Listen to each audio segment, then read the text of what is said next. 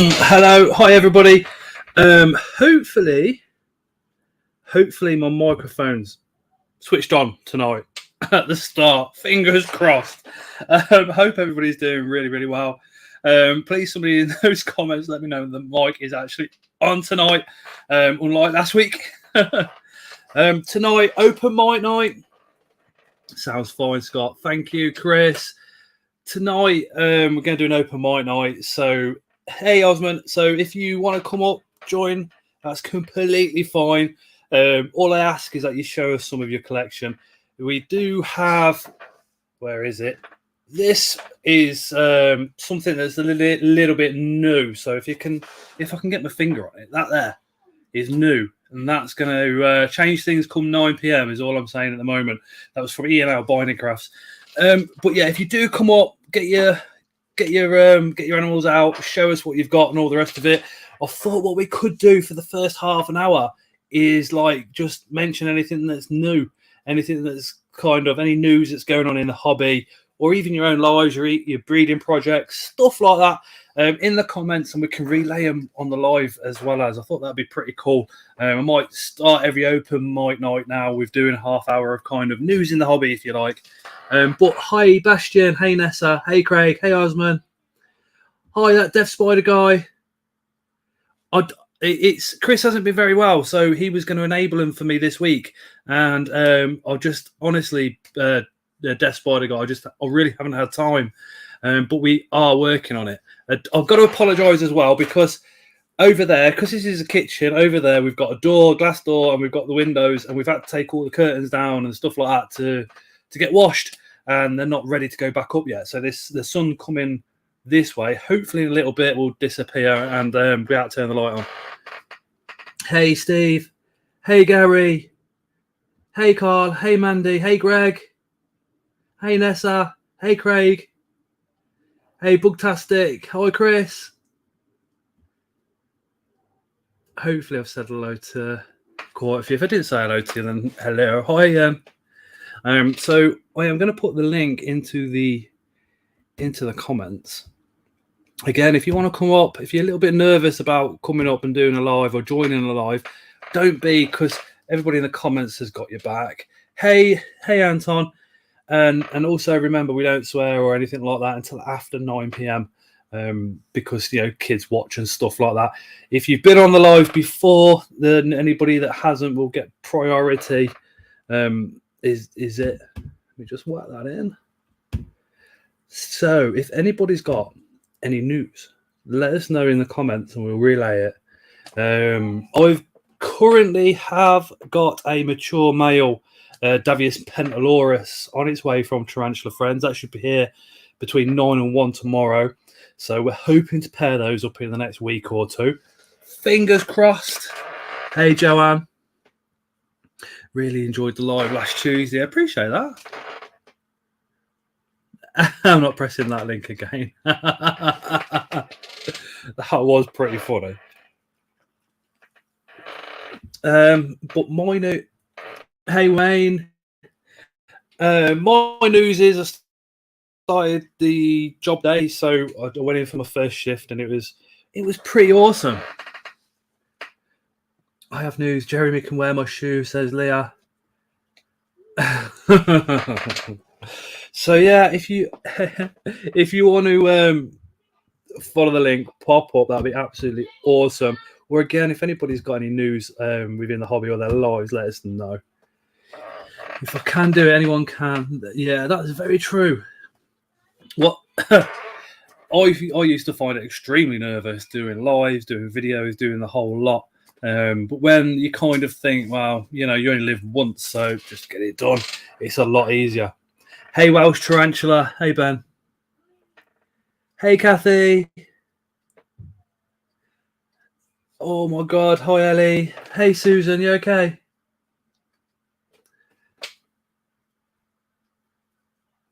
Steve W., you know exactly what I said. One week, I'm going to come on this stream and this chair is not going to squeak like crazy. But yeah, that's my news. We're doing the Davius Pentalorus pairing in the next couple of weeks. it's the wife's birthday, the enemy's birthday tomorrow as well. So, Jeremy, you were famous about this pairing. News from me. Paired up a very nice species of tarantula, egg sacs popping left, right, and centre. Jeremy, it's not news unless you tell us what species it is.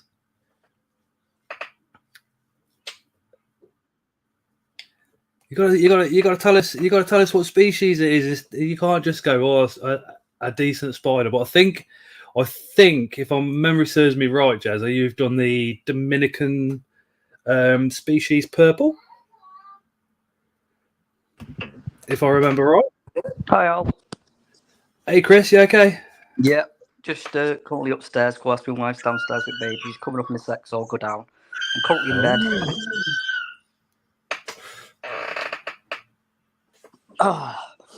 Just want to give a bit of a shout out. Just obviously not too sure if people know, but Bear Phoenix is finally out of hospital now. He's back at home. Obviously, a few people might be aware he's not been too well, so that's good news. First thing Unwell was a bit of an understatement. The guy was critically ill. Yeah, well, he was still smiling, and also as well, I think the morphine helped as well. So yeah, he's back at home. I'm really ill, but I'm also quite high on morphine. So yeah. Just a thingy. I've got 10 pumpkin patch slings coming tomorrow. Oh, nice. So I'm hoping to maybe get them a bit bigger to sell at the show at some point in the future. Trying to get a collection of slings. I've got a Balfouri who's been paired, so I'm hoping that one drops a sack soon. It's been a few months now, so I'm hoping. But yeah, I'll as I say, I'll go downstairs shortly. You know what would happen when the Balfouri drop a sack? No, go on. You've got all those babies. You're gonna go, yeah. I'm not gonna sell any of these. I'm just gonna have the biggest Balfouri communal I can possibly get. Well, when I got it from Greg from obviously working on Tarantula Room, and when I actually rehoused it, getting home. Oh my god, it was tough. You got it from who at Tarantula Room? Do you know Greg? Gregory's Framanti, I think his name. It might just worked alongside them, like you do with things. Yeah. But yeah, I bought it off him. So I'm hoping for a sack. Apparently they're pretty easy to be paired, so it should have gone well. But obviously I wasn't there for it. So, but yeah, I'm hoping. Tarantula Room's Christoph, isn't it? Yeah. I've spoken to Christoph a few times. So yeah, I was going to say something, and I've completely forgot.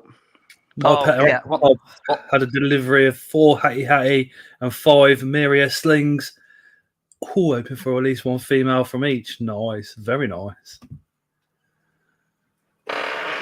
Yeah, I've got a lot of time for this one. This is the first time you're doing it, but how do I get the chat up whilst I'm talking on live? I've never done this before. If you're on a phone, it's either you have the screen up or you have the comments up.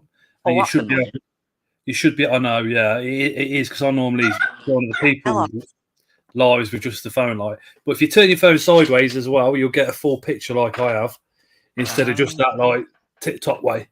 If you know. No, 1 second. You know, got the rotate on. All right.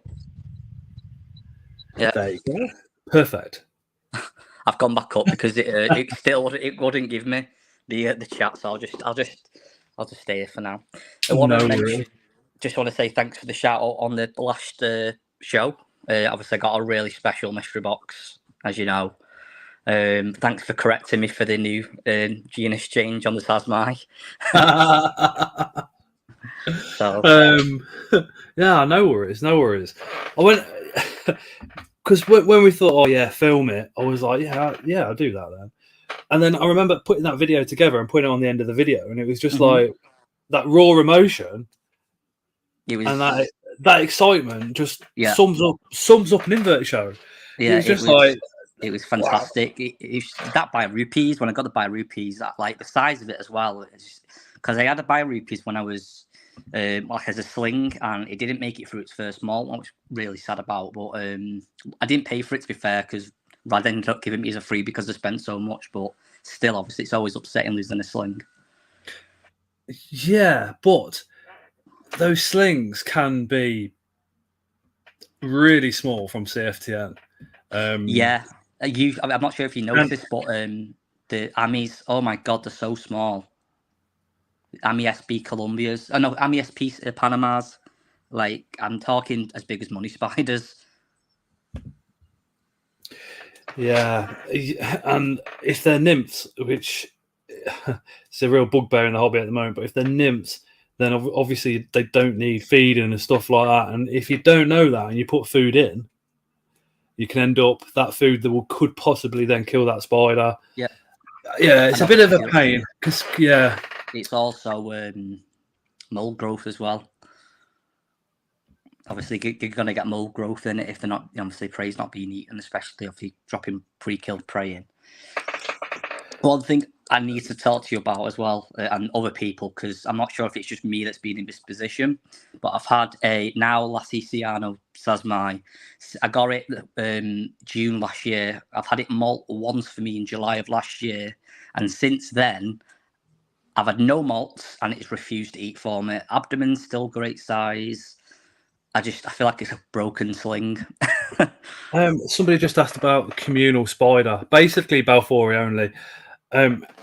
Yeah, it's when your spider takes a long time and it doesn't molt, and I'm talking like months and months and months, even up to a year, we start panicking. But as long as the abdomen's nice and fat, you haven't really got to worry too much. Yeah, it's absolutely fine. It's just that black patch is slowly getting bigger.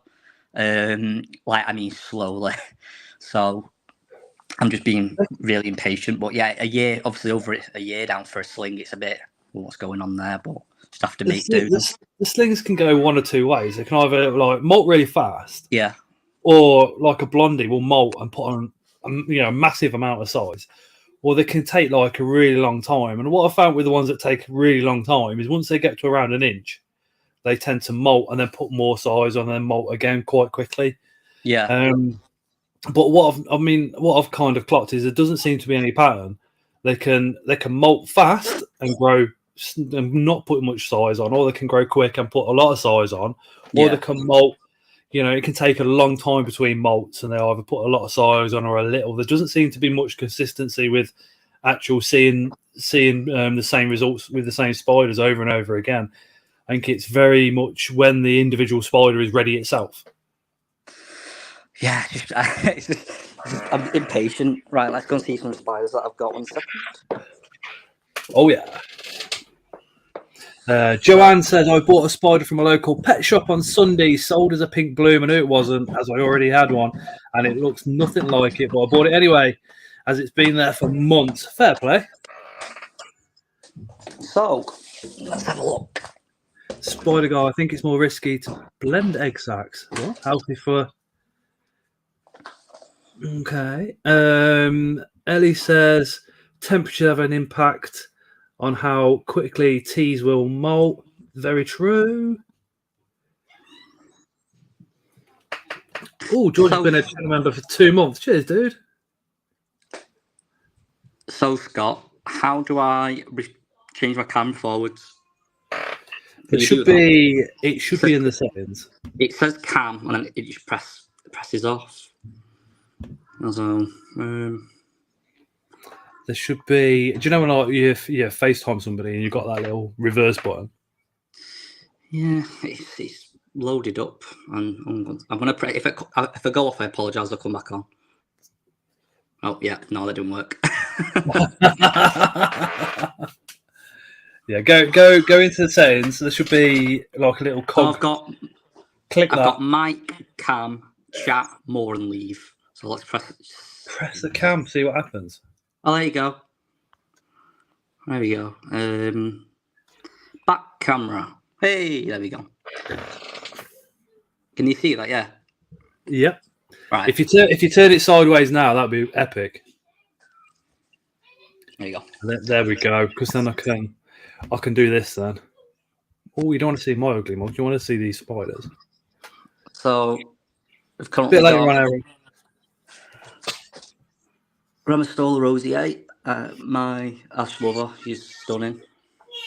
Red colourful. I just love her. This was the first when I was like 8. It was the first tarantula that I held, like when I was in a pet shop, and they let me hold it. And ever since then, I've always wanted one, but obviously they're really expensive now. I know, yeah. I've currently got my Balfouri. I think she's digging out at the minute. All this was lovely. Tell me about it. Like all this was really nice moss. And then we've got this massive shelf of inverts, which let's have a look. This one will always bolt. Oh yeah, you can probably see the legs. It's a Salem Elemental, the P Famosa, but of course it's moved. Osmond is just referring to the communal in chat. Says, "Oh, Balfour really communal or toleration?" Yeah, I think it's toleration as well, Osmond. To be fair.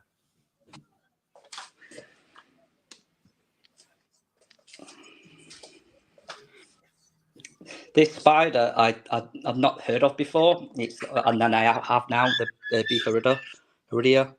They are awesome spiders. It used to be Cabocla, if I remember right. I actually recently seen that on the website I'm reaching from the north, and I was like, did a care video on them about 2 years ago. The carapace looks like an orange sweet almost.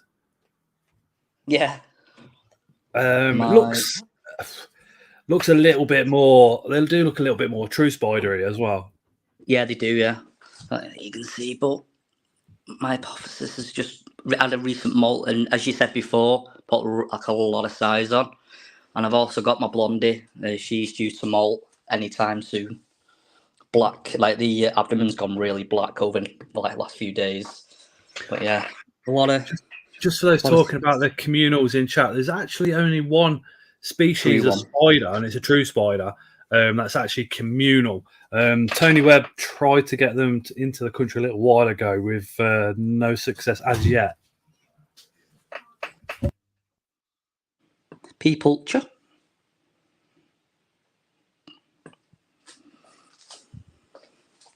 there's the little devil. There he is. Not molted for a year. It's the same size. And that's currently in pre-molt hid away. So yeah.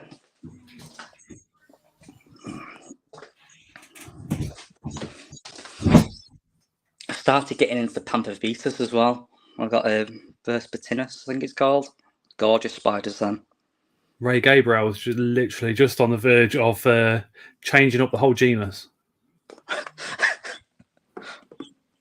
I've this one since I was a sling. It's a little bit of a mess, so he's literally spending hours and hours and hours trying to sort it out. There's also going to be a change to the Taliti cattle genus again as well. And we all go, oh no, why are you doing this? Why are you doing that? But if you ever get a chance to speak to Ray, he's the guy with the long grey hair, works on bug nut stand at the shows. Go speak to him, go chat to him, and he'll be happy to explain it. He's amazing, man. Absolutely amazing.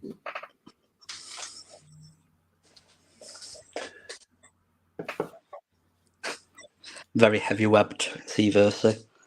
I've got 3 of these now. Come to say hello. The Verses are one of those spiders that are just they almost morph into another spider when they go from slings into the next stage and the next stage, and because of the colours, like. Yeah, well, I've got this this one here. I didn't realise it was actually this small. That's the smallest one I've got, and then it goes up in size on this one, and then I've got another one which is the biggest, which is finally starting to get some colours now, which is stunning. Let's see if I can show you. Probably gonna bolt as soon as I open it.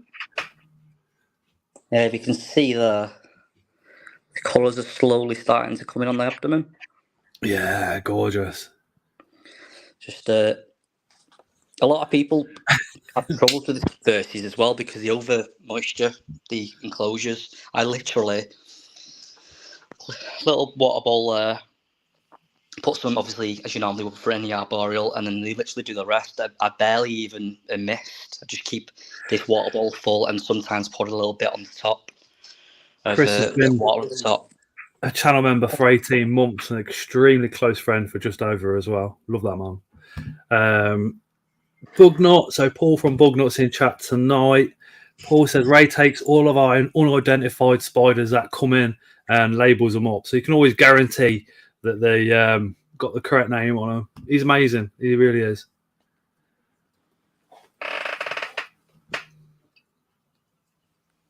Hello again. I also got my first scorpion. I'm not sure if anyone can help me with this. I think I've done the right thing. I have Googled stuff, but is this correct setup for a scorpion? If anyone can help me out. What scorpion is it to start with? Heterometrus longimanus. It seemed fine. It's eating fine. Did you not watch my Saturday's video? No, I didn't. Why was it Asian forest scorpion? Yeah, people worry about them, and you can let it do something. Yeah, go for about 4 inches of substrate. This is what currently. Go for about 4 inches of substrate. Keep the substrate damp because that's what the Asian forests are like, and then try and find an ever so slightly curved piece of cork bark to lie on the top. Push it down a little bit, so you can barely get 2 fingers underneath it, and that's where your scorpion is going to go and hide. That's exactly where it's gone. A nice big water dish, again, to help with those humidities, and the scorpions will drink a fair bit, especially nocturnally. And you're pretty much good to go. It's really highly unlikely that you'll see a molt because they generally eat them. Sometimes you'll look at your scorpion and think that's growing a little bit, and it's actually had a molt. But yeah, again, they can go months and months without food, and people start panicking and worrying. I don't put red runners in because they're just a little bit too quick. I find dubias and Mario worms to be a bit easier. And what I personally do with the Mario worms is crush the head and put it dead close and just rub it across the claws where the claws open, because they've almost got like taste buds. Yeah. And then they'll recognise the food, clamp down, and start munching it. And if you've got a camera, a phone with macro, while they're eating it, have a close up, because it's the way they eat is really, really fascinating, stunning. Happy Ant has been a channel member for 28 months. This feels like 28 years. Oh my god! I've actually had no issues with this Asian forest actually eating. The prey's been going every time.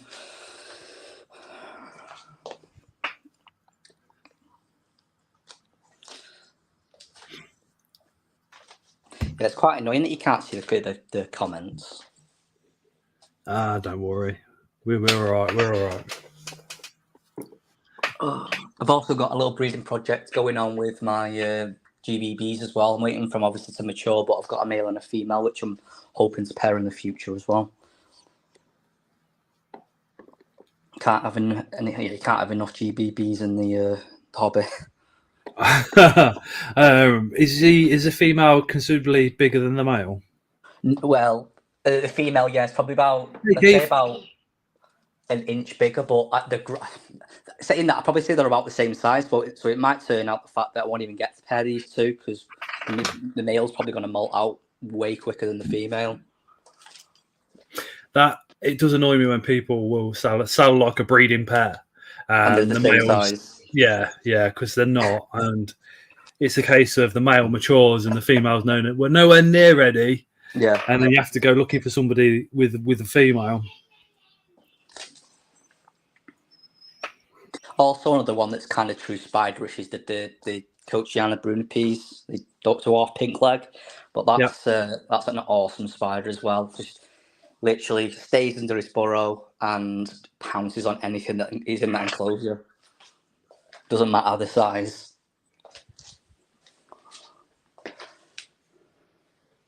How many spiders do you have, Scott? Around 300. Ooh. I'm guessing about sizes. It's like I always say though, it's not sorry, somebody just PM'd for the link. It's not the size of the collection. I don't want to put people off and make people think you need a lot of spiders to be, I don't know. If you've got one spider and you're passionate about that one, then happy days. If you've got no spiders but you're still passionate about it, then happy days. I had a friend today saying that his son wants to get a spider, and he said, he's found a spider. It's really nice. It's blue, proper blue, with yellow stripes. And I was like, yeah, you're not getting that one. It was a P metallic, and I was like, yeah, don't be getting that one. Well, why not? It all depends. It's like Anton in chat, right? Anton Rab. He's been keeping GTPs, so green tree pythons, for years and years and years. So he's already experienced with how fast animals can be. My third spider was an OBT. My first spider was me. Hey, Ellie. Hello. Hiya. Yeah, and the local pet shop described it as being an absolute complete. It starts with B, but I can't tell you the full name because it's not 9 p.m. yet. I think I'm going to have a few issues with space when these start molting out. And have an entire wall full of spiders. Great. Yeah, but you think that. But if you think your brackies are going to take 10, 15 years. That's true. Yeah, that's true. Yeah, adults. It's like Dave was saying when he came on the live the other week. How do you know how old that adult female that you bought is? You don't. More so if it's wild caught. So you could get 10 years out of it. You could get 5. You could get a year. So what you might find is as spiders pass away, your slings then start coming into play. But behind your head, there's loads of room for shelves. Oh yeah, no, 100%. I also I do have a baby chooser in 3 weeks as well. I've already I have to secure the area with my door because my daughter, my 16-month-old daughter, just loves the spiders. She's obsessed with them just as much as me, and I don't want to give her that fear of spiders because they're such misunderstood creatures. My two boys. I mean, Layla's she's more for the mantis nowadays, but Leo will come flying in here, and he wants to see the crabs and he wants to see the lizard, and then he's had enough. That's him. Yeah. Noah will come in here and he'll say baby spider, so I've got to show him like 10 baby spiders, and then he wants to go over to the mantis, to the lizard, and then something else. But he's what is he now? He's 4, and he flies around the living room pretending he's a shark. He loves. It's like I won't hide what goes on in the animal kingdom away from the kids, no matter how shocking it is. I'll always show him. So Noah is fully aware what sharks eat, how they do it, and all the rest of it, and he'll watch them. But yesterday he borrowed his sister's coat. So he's got his sister's coat on, holds it out like this, so he's got a set of wings. And I said to Noah, what are you doing? And he jumped on the settee, stood up on the side of the arm, and we're like, oh, what are you going to do? And he says, I'm a butterfly, and jumped off, flapping his wings. And I just thought to myself, I thought, he's like 4, and we've already succeeded. Wait, what part of you say you live in Coventry? Yeah. Right. So how far is that from London? I'd say 2 hours from the city centre. No, just because obviously I'm not too sure if you've been, but I went to London Zoo like last year, the year before, maybe a few years ago actually. I'm not sure if anyone's aware, but they actually have some of the best spider areas in the world. Like, 2 in Europe. There's one in London and there's one in Europe somewhere. And essentially, it's a full-on free walkthrough with just orb weavers everywhere. There's no enclosures; they're just on the webs, and I highly recommend it. It was awesome. Is that have they recently made that one?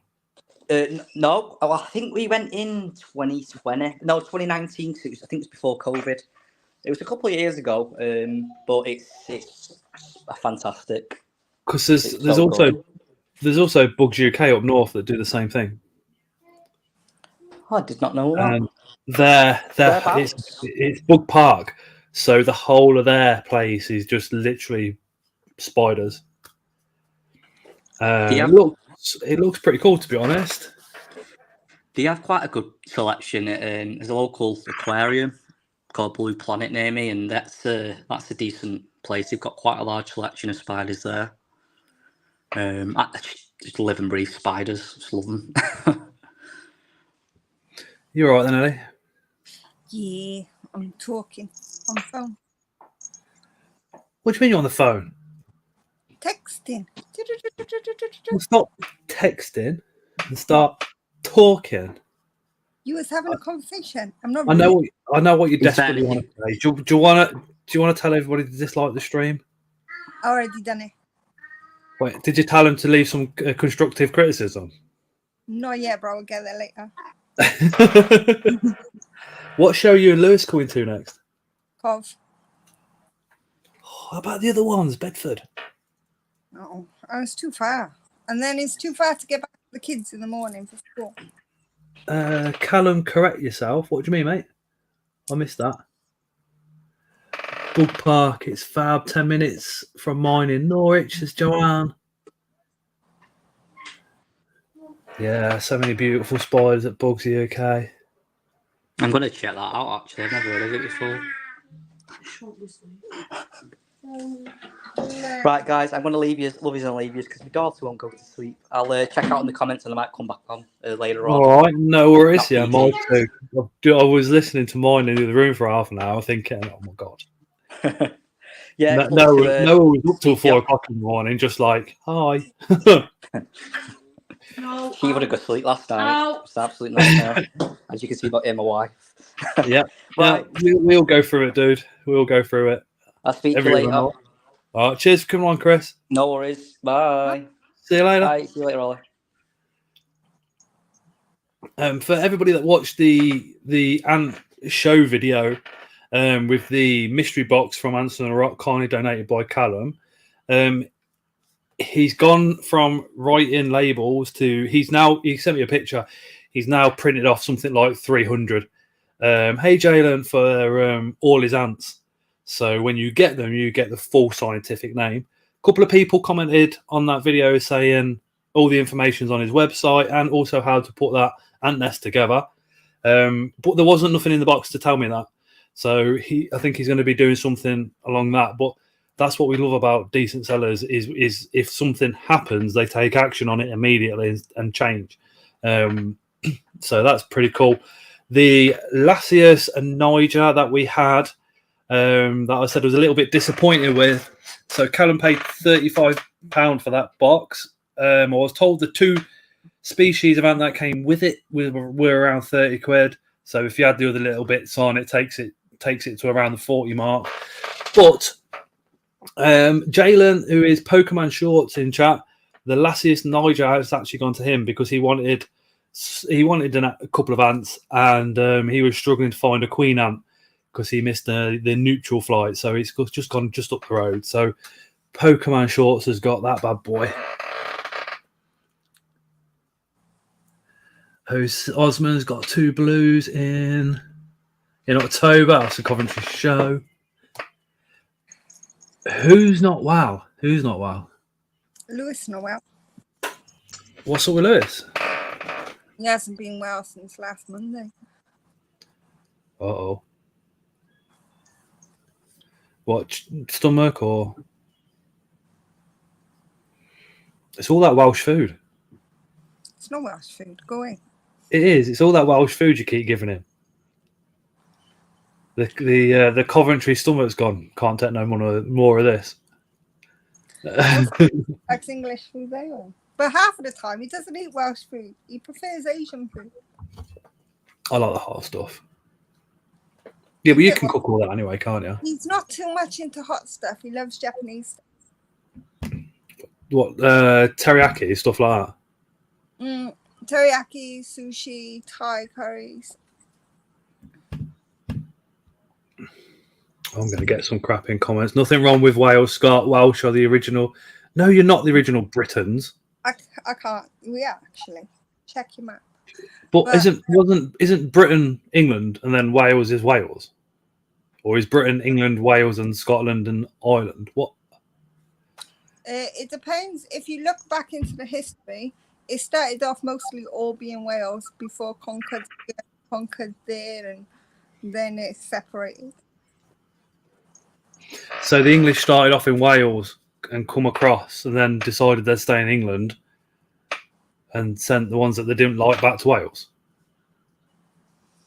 Something like that. Joanne, the show in Bedford, I'm so excited. I'm focused on tanks. There's a lot of growing so quickly, and nice tanks are expensive in the shops. Love the custom aquarium ones, she says. Yeah, they all tag on with us. Scott says Callum. Britain's not Britain, says George. Boudica. Why did they change the name from Boudicca to Boudica? No place as Britain, we are England. Then you have Wales, Scotland, and Ireland, and we are all totally separate countries, says Greg. Hey, Danielle. Roman started off. Yeah. Hey, Trond. Yeah, it's I don't know.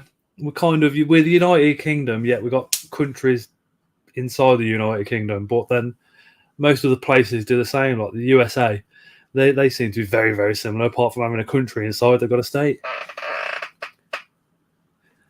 Have you bought anything recently, Ellie? Any more pairings? Or?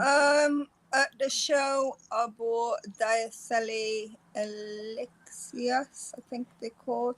Got 3 of them. I got something blue, Panay blue.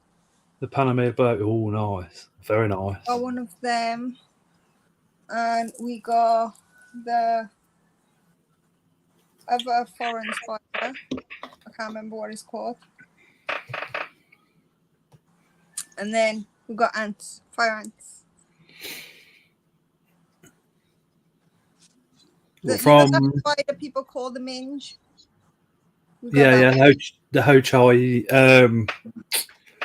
I was either going to pick one of those up or the Batmar, the last. Hey, Craig, at the last show from Luke, and he was like, "Yeah, go through the Batmar because I'm getting some more minges in." I was like, "Okay." Hey, Ben. All right. You okay? Yeah, not bad. Yeah, just getting used to this iPhone. God, strange. Good camera on it. Oh, excellent. Told you, didn't I? Told you. It's excellent. A lot of people keep going for these standalone cameras, and like mobile phones do the same job. Yeah, I've only got the the cheapest iPhone. Hey, Lisa. 14, but it does the job. I did. I got the S23. The S23 Ultra was about another 30 quid, and I was just like, no. Yeah. No. Because I thought, well, the between the standard iPhone and the Pro, you're spending £200. Is like, what's the point? It gets too much, I think. Yeah. I think just because they want you to have the Ultra or the Pro, whatever it is. Yeah. Chris says back in chat, took a lot of courage for me to go on, so apologies if I was a bit nervous. I talk really fast when I'm nervous. I think Chris did really well. I think he did really well. Hey, M&T. We have an adult female tiger wandering spider currently giving Terry the chase. See Sarley. Yeah. Hey, Nameless. Nameless is yeah. Nameless collectors on his lunch break. We're on their lunch break, so I had to pop on and say hi. Hey, Nameless. Yeah. No, I do want a Capenia Sally, but a couple of people have kind of put me off it because, like they said, they're extremely fast and everything. So, I've got 3 pokies. They are. They're another level to pokers. If you can deal with fast tarantulas, then yeah, move into true spiders. But the Sali, hey antimatters, the Sali can move very, very fast. But if you set it up nice in a decent size enclosure with loads of little webbed up points, you're completely fine because they don't really venture that far away. Well, I found yeah. mine. Well, yeah, the same thing can be said for Pteranodactylus murinus, the OBT, because they a lot of people will say, oh, it's highly defensive, but the only thing is if you set it up properly, and I mean, what was it? The episode that I had with Marmalade a couple of days ago was a freak episode. Like he was mad, slapping the web and everything. But honestly, because he's set up properly, I haven't had an issue with him for 2 years. That's the only issue that I've had. I think the advice I'd give with someone like an OBT is again, give them a bit more space. Yeah. And what you've got to remember is when them front legs come up, their striking angle is this, as well as going forward. So if you're putting the lid on, if you come down on them that way, then they can come forward at you. But if you go down on them backwards, they have to turn round. Yeah, so exactly. If you've got the lid off, go from the back. Yeah. I know. I think the main issue was that I put the mealworm in, and because he didn't he didn't actually respond. Like I actually tapped the web. Like it's called tickling strangulate or something, I think it is. So anyway, he went bloody ballistic. He went ballistic. I don't know whether you saw the video or not, Scott, but he went ballistic. Oh, yeah, I've been just ridiculously busy with stuff lately. So I've missed a lot. Yeah. The enemy wants a whole house painted, and the colours that we had before and stuff like that means 3 or 4 coats of paint, it covers it. Greg, and always give OBT height. They do seem to like to climb. That's very, very true. Yeah, and I thought they will climb. They'll make their own burrows. They will go in hides, and they'll access pre-made burrows as well as. Yeah, I thought the same thing. I thought the same thing with my throat spiromerocity, but the only thing is that's just like he's just on the bottom and like doing nothing. Like I'm increasingly worried about him. You do when you watch the videos and stuff, and you think, well, spider's supposed to be doing this, and it's not, but it's still eating, and it still looks okay. You still worry, don't you? You think, why have you not webbed up? Why haven't you done this? Why haven't you done that? And the spider's in there going, well, actually, I'm quite happy doing what I'm doing. Literally. Yeah. Yeah. It's like Chris, before you get a camel spider, please check out Bear 8-Legged Freak's video on them, because his was brilliant. You can't just put a camel spider into an enclosure and expect it to live. Yeah, I find it funny actually with them, the Solifuge, because like a lot of people they see one and they see one running towards them, and it's 35 degrees, like in the the heat's 35 degrees, like all it wants is shade. So that's the reason they're following you, and like it's like, no, this is that's in the deserts where the temperatures are like 40 degrees plus. Yeah. In the home, you really want a deep heat protector or just a heat bulb above the actual enclosure, making it around 35 degrees. But at night time, you want your thermostat to click and drop it down to 26. So they're almost like reptile conditions, if you like.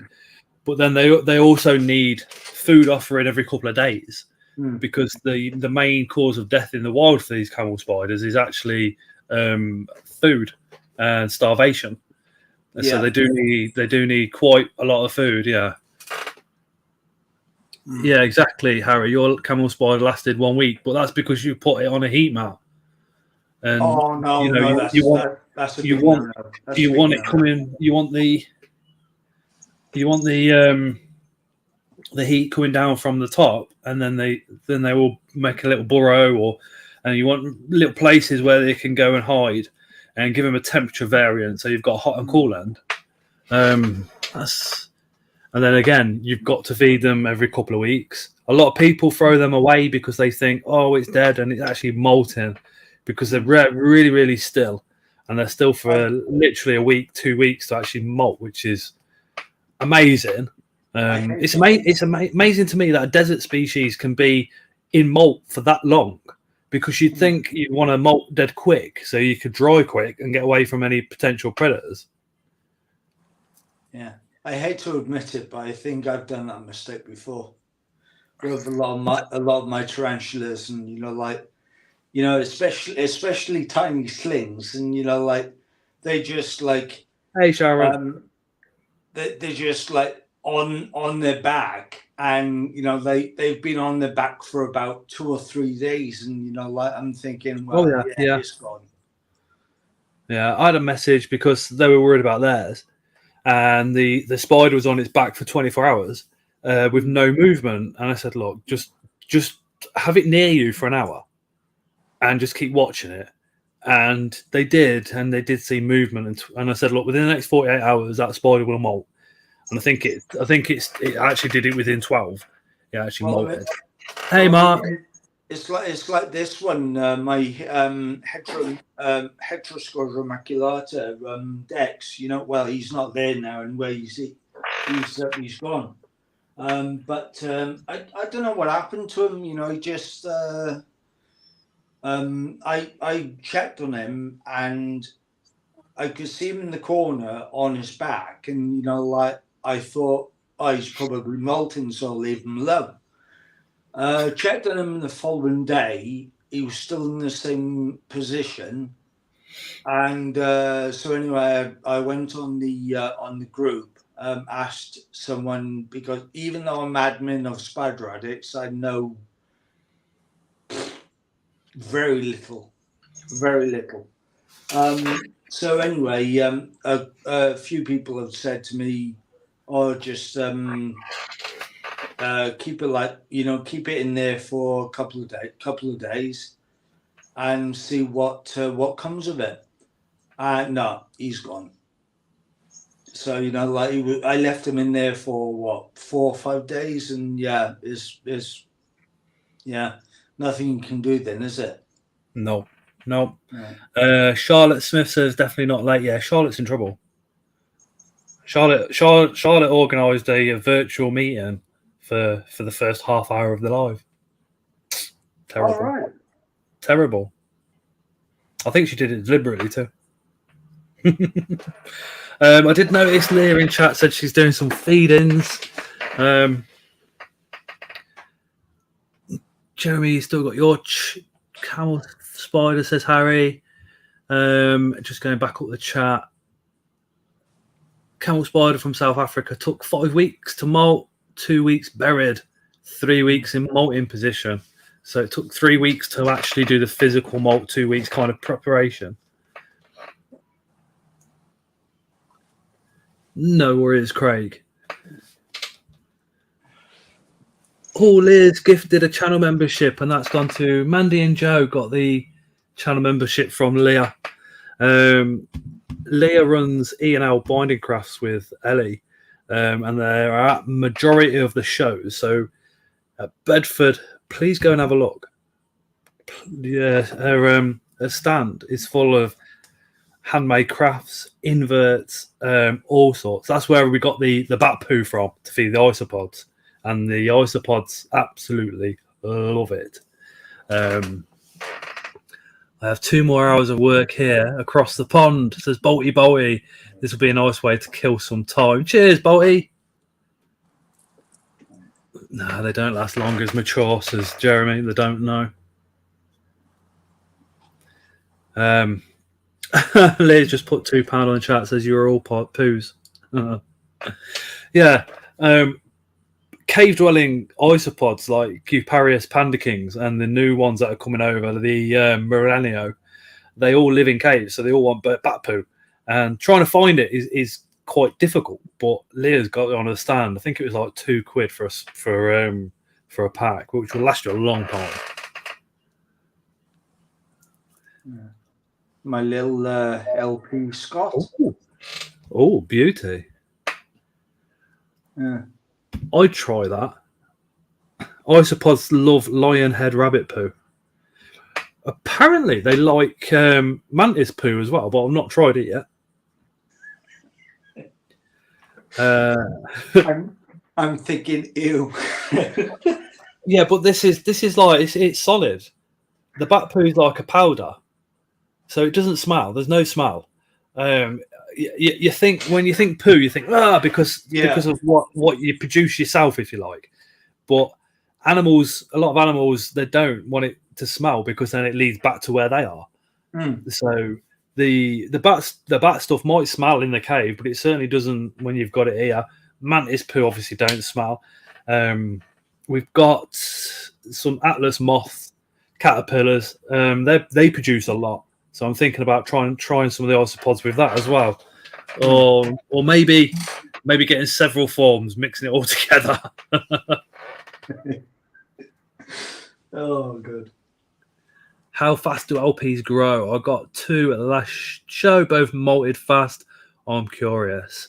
They are a faster growing species, but again, it comes down. What you say, Ellie? I said they grow huge.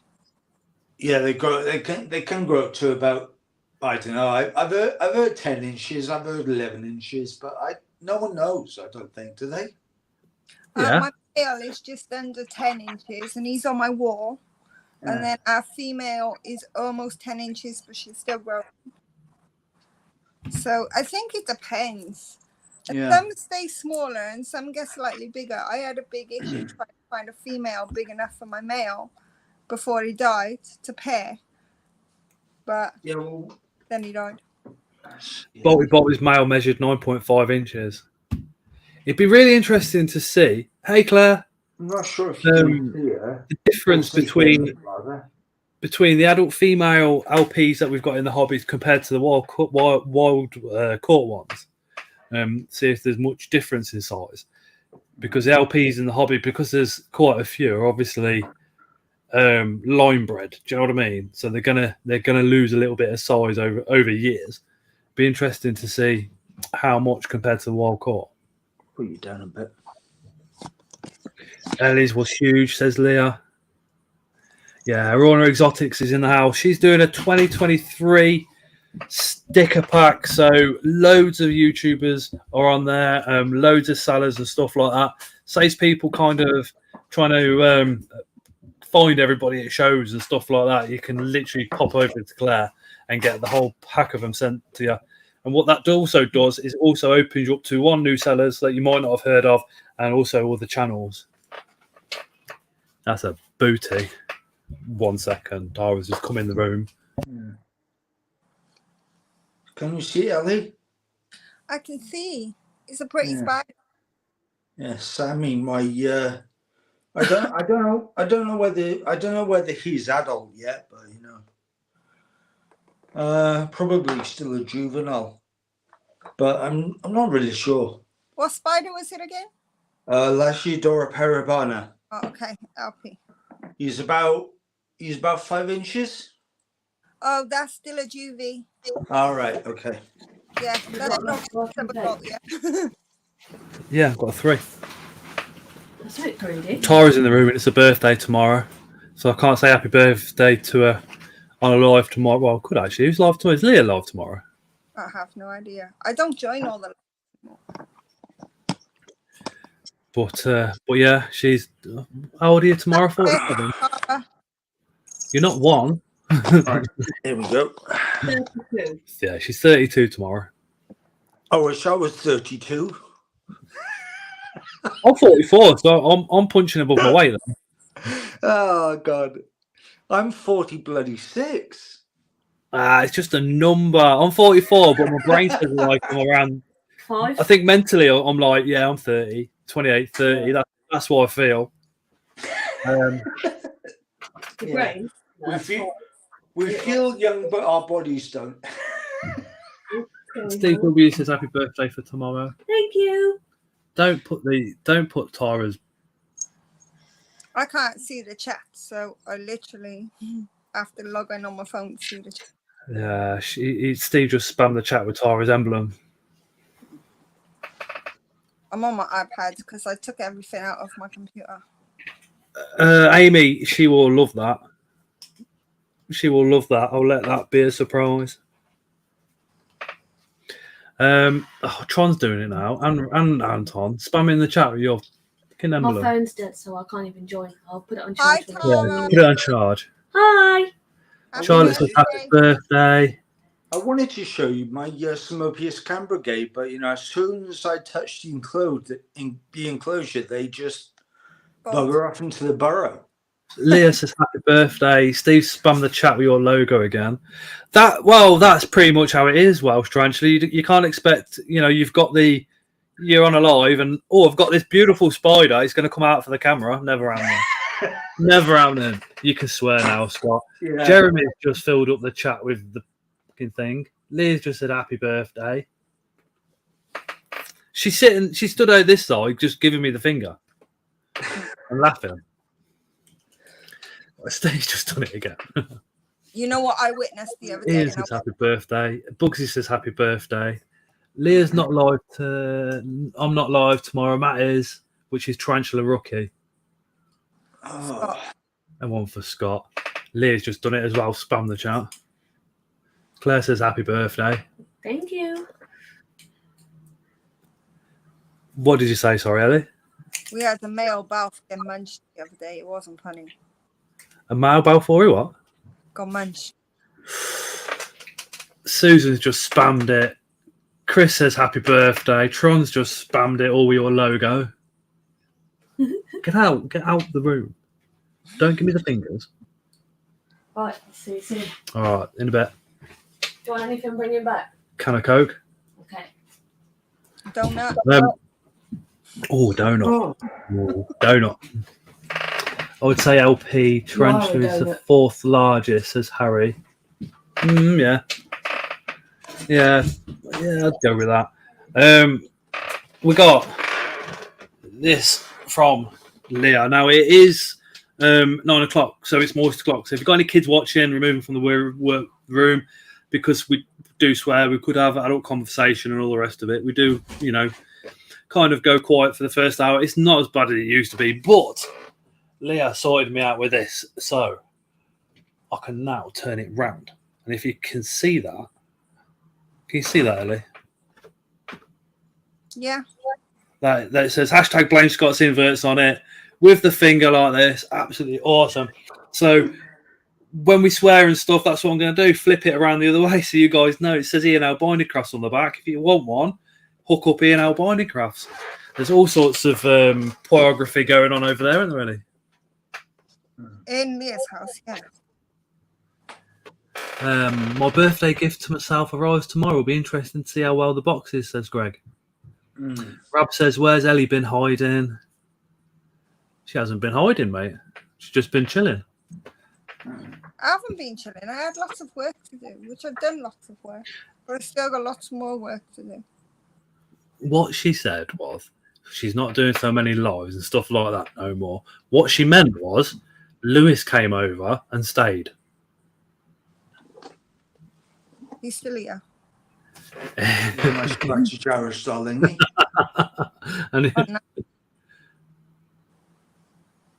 Would you believe it? Strategara Starlingi are meant to be fossorial, but she doesn't. She just stays up on the surface. Unbelievable.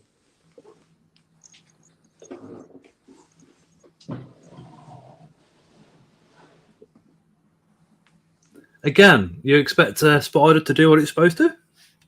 See, this is the thing, right? With certain spiders, like, okay, that's an African species. you know it comes from a hot country. It burrows down to get rid of the heat. It's not hot here. Yeah. It has no reason to hide. It goes down, one, to get rid of the heat, and two, to get moisture.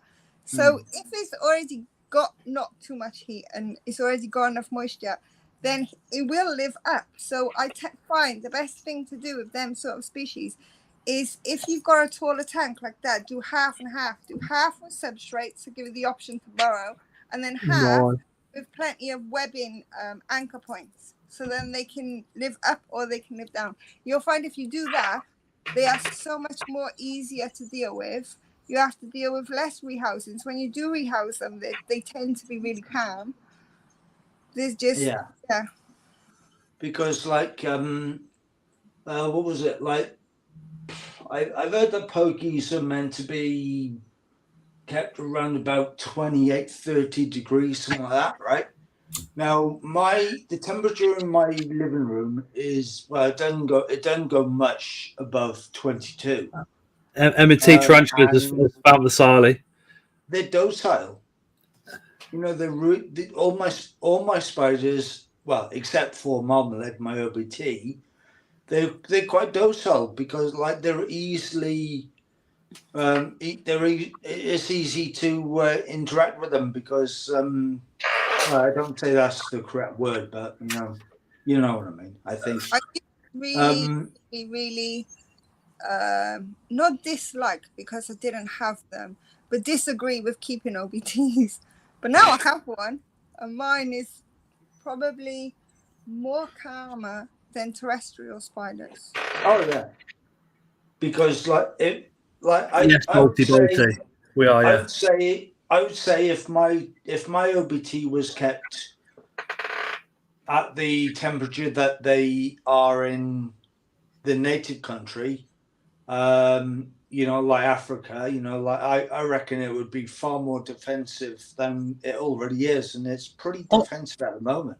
I wonder if they'd be a little bit more active if we up the temperatures. The thing is, if you up the they are. They're more likely to burrow, and then you're less likely to see them. But if the temperature isn't too high and they have lots of anchor points to web, you'll find they'll be quite passive. When it's cold in Africa, in the nighttime, you'll find they come out. It's in the daytime when it's hot that they stay down. Did you see them while you were over there? No, because they're in a different part of Africa, but they still have different type of spiders where I was. Can you remember what was there and what you did? Look. What are they? South Africa, are they? I don't know off the top of my head. If Osman's in chat, Osman will be able to tell you. He'll tell you where each colour form actually comes from. Right. I want to kick just going back to Bolty's question, we are from different regions. I'm from like literally the dead smack centre of the UK. Ellie and Ben are both from Wales. And then chat-wise, everybody's from all over England with a couple of you guys that are also overseas as well. Yeah. RCF, Osman. Harry says OBTs are illegal to own in South Africa. Somebody's been a Googling. I know our Osman don't have to Google it. What do you think if they're in the wild, if OBTs are in the wild and they've made this burrow and they're not out only when, obviously for mating and for food and what have you, so they're not coming out very often. We kind of looked at heat, but I mean, Andrew Smith in his documentary said like they web up the front of their burrow, and the reason they do this, and I think it's why a lot of the spiders do it as well, is to protect themselves from ants. In the hobby, we keep them here. Do you think they realise or know that there's no predators around them, therefore they don't have to burrow as deep and they can come out more and all the rest of it? Or do you reckon that they don't think like that their instinct is literally to burrow and hide? Yes, it's what they're programmed to do, isn't it? That's true. But the programming this is what I think, the programming can change. Because if you're programmed to do a certain thing, it's like us and fear. So, you said you're told not to do something, so you go and do something and nothing happens. So you go and do it again and again and again. And then suddenly there's no fear in doing that thing at all. I'm wondering if like spiders go through the same kind of process. Probably. RCF are pretty much from all over southern half of Africa, says Osman.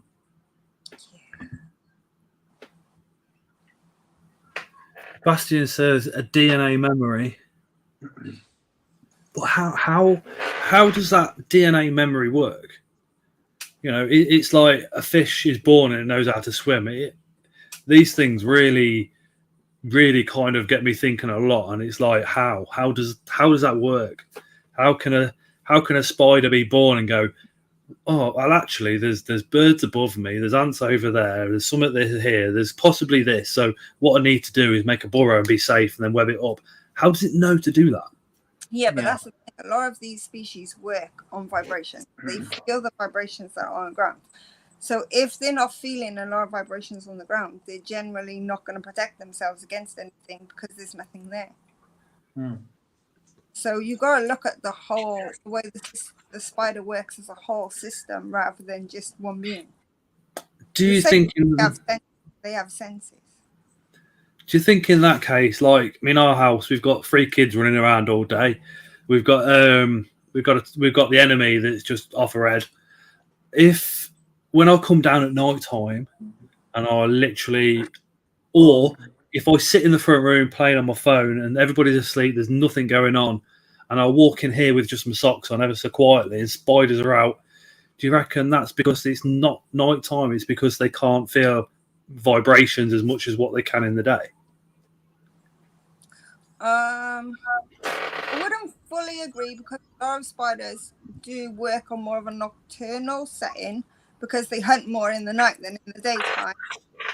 But at the same time, I don't know, mine seem to be up all hours of the day. It doesn't bother them anymore.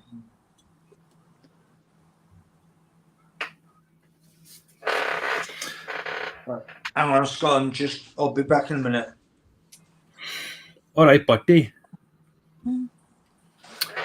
We're picking up an OBT at the show from Creatures from the North. Says the dead spider guy. Nice.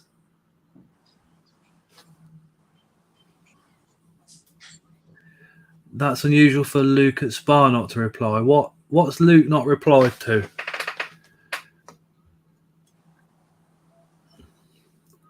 Because generally Luke is actually watching. So if he's not replied, it's because, one, he had a show last weekend, weekend before, on the Sunday, and two, he was also on holiday for a week, and he did put that all over his socials, and then he did lose his phone. So he lost his phone on holiday, and then when he come back, it took him a little while to get the phone company to send him out another one and all the rest of it. So that could be why he hasn't replied.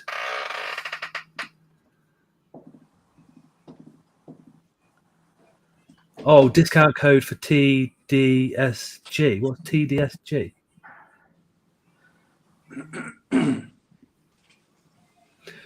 Scott has a cool T-shirt, mate. The levelers are awesome. Yeah, followed them.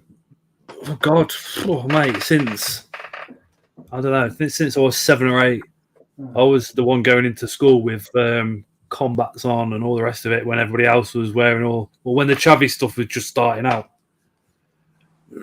Long hair and boots and God knows what else. But yeah, I was listening to levelers when remember the Newbury bypass protests. This is a long time ago. So when this Newbury bypass got put up, they destroyed a hell of a lot of trees and stuff like that, and the protesters were all in holes and stuff like that, digging down deep, and one of them died down there, swampy. But it was all around that time when I got into them, and that kind of opened me up to nature and stuff like that, and taught me how important the environment is on our doorsteps, not just rainforests. Because when we were growing up, it was always, hey Matt, tarantula rookie. It was always a case of, we had to protect the seas or we had to recycle stuff because the rainforest was going to get destroyed. And the levelers and stuff like that kind of taught me that it weren't just the rainforest that we need to protect. It's the stuff on our doorstep that we also need to try and protect and do something with. Showing your age, Scott says. Keith, I've been to see the levelers a fair few times. Yeah, go on. I said Scott is old though. Yeah, I am 44, right? You know what I'm saying? But when I literally was a teenager, I said to myself, right, I wanted to make all these memories. I wanted to make loads of memories, mad ones that I can look back on. My God, did I? Did I? How make a lot? Right, so I don't even know the level of that. Luke says he's got 0 unanswered messages. So if I don't know what the issue with the message was or what it was for, but if you message him now, then he will know. He will then check it. I have, yeah, I've heard of those, Craig.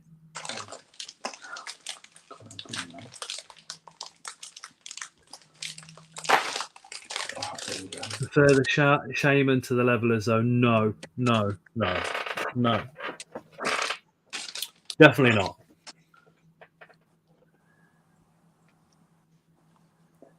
Yeah, Luke's Leamington Spa, hence the spa. But yeah, Luke's going to the Scottish show. I think he's doing all of them. All the invert shows. I just thought I'm going to make everyone hungry now, aren't I'm all right, dude. I am. I'm pretty full, so I'm good. I just munched on Pombears, so I'm fine.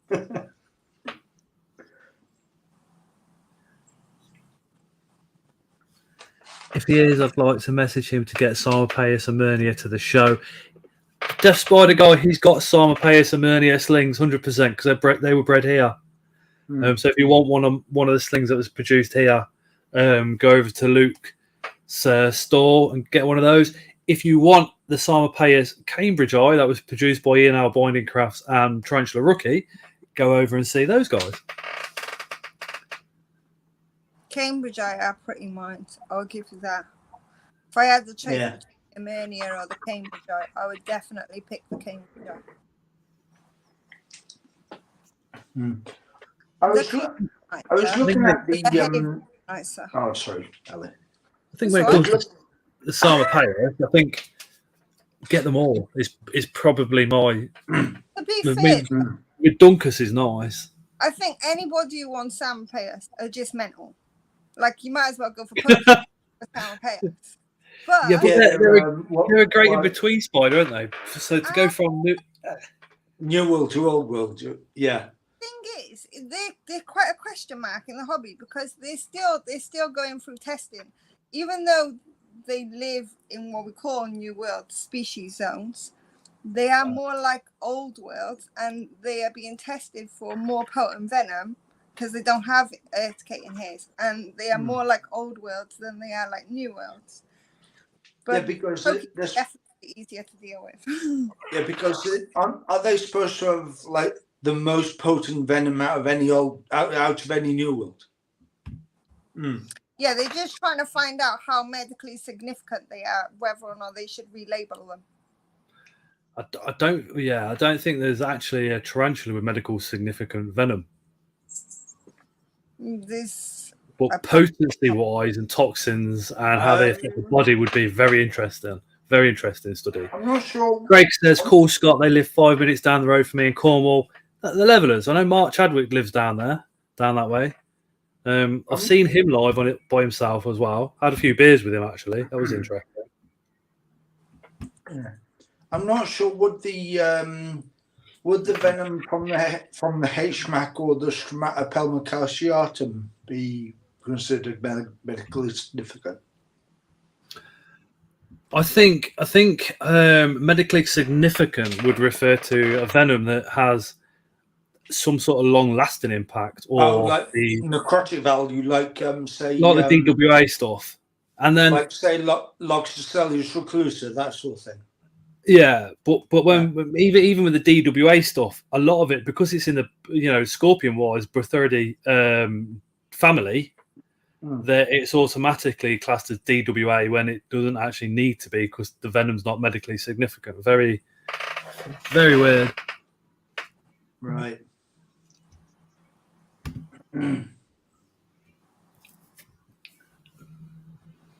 Oh. Right. Let's see how much. Oh, I hope you're okay, Amy. Can't do it. No. I can't see how much bloody battery my iPhone's got now. I've got my phone to the right of me for comments, but I keep looking at the StreamYard, and the StreamYard's delayed a little bit, so I do apologise for that tonight. But I'll just sit with mine on charge. I've got mine on my phone, my comments, because I'm using my iPad, so I can't. Yeah. I've got one of them magnet things, the magnet chargers. But that's the cable. Do you know some of the cable? You buy a charger for about 15 quid or something like that, and they give you a short bloody cable. It's ridiculous. If you're buying it from Apple, there's usually two options with Apple, and they're both the same price for a short cable or for a long cable. Balti, if that's the case, Balti's just said, hold on, my last house had an infestation of brown recluse. I'd find 5 or 6 a day. So with brown recluse, in the UK, we're kind of told, like, you know, how dangerous they are, stay away from them, the DWA animals, you know, they can kill you and all this and t'other. What's it like to actually be in a house where they are thriving? Is it scary? Do you worry about them so much? Did you get bit by one? Did they hunt you down while you were asleep and eat you? You know, what would you guys do when you saw like 5 or 6, like you're saying, in a day? Would you kind of catch them and release them, or would you just let them be? How much of a threat are they in your house to you?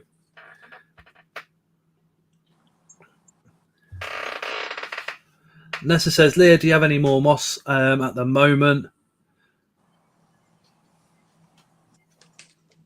Leah gets fresh moss all the time, so she probably still got some. She's always out in that beautiful Welsh countryside, isn't she? That's the bonus, because, I mean, you know, we can all get moss here in the UK, but generally speaking, that moss is always within 3-4 miles of a road. Leah can get it where you're like 20 miles away from the nearest road, well, nearest car anyway. And you know 100% no pesticides have been put over that part of the land for, you know, full stop. No matter where it's some sort of country park or forest. I don't got far to travel. I got about the same distance to travel to go to Cross Keys as Leah got to go to where she collects the moss. I mean, if you speak to Lewis, tell him I'll get mine from Coombe Abbey. He'll know. Nameless Collector. They say the same thing here, but like the Black Scorpion, they're not so bad. So Bolt is just answered the question, and they say they're jerks. They'd be in the beds and everything. I'm worried about my dogs, and old people in the town would get bit and end up in the hospital. Another zookeeper got bit and had to have the oh my god, I can never pronounce this. Necroris. Ellie, help me out. Why are you asking me? I can't read for shit. Right, Scott. Necrosis, that's the one. Thank you. Right, Scott. I've got to leave you. I've got to leave you now anyway, because I've just had a message from one of my mates, and he wants me on Xbox Live. All right. That's terrible, Ben. That's terrible. Come on, alive. Yes, Scott. Yeah, Scott's live. I'm loving it. I'll show him all my spiders. Oh, mate wants me on Xbox. Bye, Scott.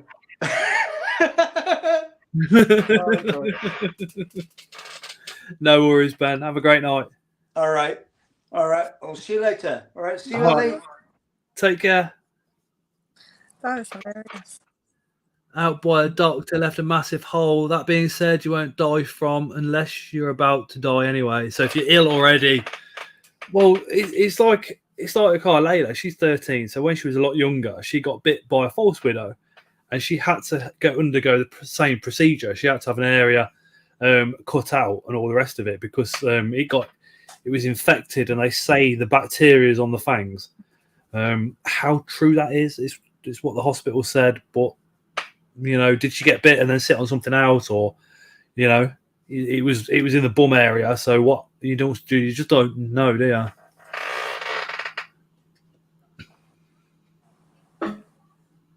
That's the thing, Steve. It's all farmland near me. I find moss, but I don't know what the farmers spray near it. Yeah, exactly.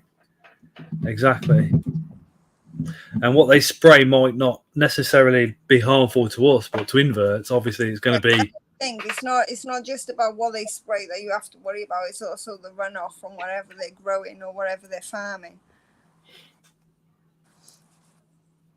Yeah, and where it goes. It's probably quite worrying. If we looked, if somebody did a Google now to find out how many tons of pesticides get sprayed onto UK farmland, I bet the figures would be scary. And like Ellie says, when it runs off, it's like, where's it go? Goes into the water system, goes into local nature reserves and stuff like that. And it's and per year times that by 100 years we've been using it, maybe longer. That's a lot. Just think, the biggest foodborne disease or illness is spread through water caused by runoff from the farmlands. So if it could affect us because it gets in our water, then just think how it affects them. I don't like water from the tap. I really don't like water from the tap. Because chlorine, fluorides. Fluoride kills brain cells. Can I tell you something, right? It doesn't matter if you drink water from the tap, fresh fruit and veg from the shop.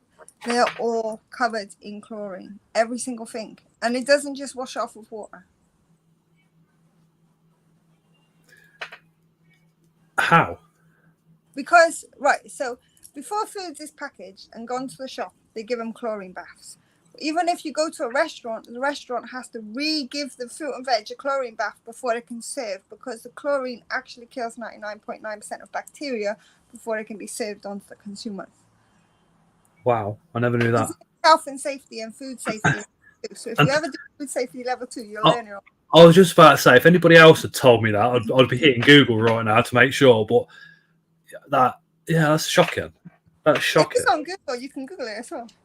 No, I don't. That's what I'm saying. If anybody else had said that, I'd be Googling it. But there's chlorine and fluoride in nearly everything now. Is it weird that I wouldn't mind being bit by a tarantula, New World, of course, just to experience it? Yeah, that's putting the spider through unnecessary stress as well. So if I wouldn't entertain it. The deaf spider guy sorted with Luke. Told you, not a problem. Not a problem. I wouldn't want to get bit at all. No. The thing with spiders is too many people are very quick to get them out and to mess around with them, where really we should be viewing them as like fish in a fish tank. So you don't get a fish out because it's not its natural environment. So to pull a spider out, play with a fish than I am to play with a spider. Yeah. So to pull a spider out of his enclosure, it's just a bad thing all around. And if you watched Mark's live on Saturday night, I agree exactly with what Chris said. 100%.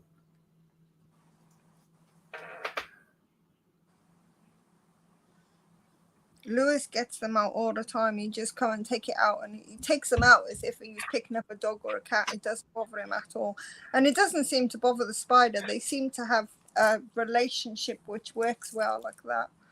But if he's picking up old worlds, he's not doing it on camera, and he's not showing kids that's what you do. He's doing it by himself. Do you know what I mean? Sometimes. Yeah, exactly, Chris. Only handle if they're coming out. I will. Old worlds, not a chance. Not a chance. If I always worry, because if you get bit by, let's say if I got bit by a pokey, right, and I'm in a whole world of pain, and then I find out that I'm allergic to it, so there's an ambulance here. Then Coventry City Council go, oh, somebody else got bit. You know, somebody's been bit by one of these spiders. Well, this DWA stuff, we're going to tighten that up. Yeah, we're going to recommend to the government as well that some of these spiders are banned from the UK or put on the DWA list as well. Oh, you know, that's what I always think, so I don't bother. Joanne, feeding our slings and our baboons and found my carabiner later. Sling has passed away. It was tiny sling I got in a gimp box from TSS. It hasn't been well since Sunday, but I hope it would be okay. I think with some of these mystery boxes, that like we said at the beginning of the stream with Chris, the slings aren't slings, they're nymphs. They should still be in the egg sac. And when they're white with a tiny like little black line on and little white legs, they are too small to be sold really. They really need those sling colorizations on them before they're put up for sale. And it's annoying because people buy, you know, what's advertised as a mystery box, could be a beginner box, and you know never kept spiders before, and this box is perfect because you've asked for a beginner box, and they're all nymphs, and then you know you're in tears because half of them die off. It's just not good, man. My whole hobby started because of babies. But I never had deaths of babies. I was quite lucky. All my babies survived.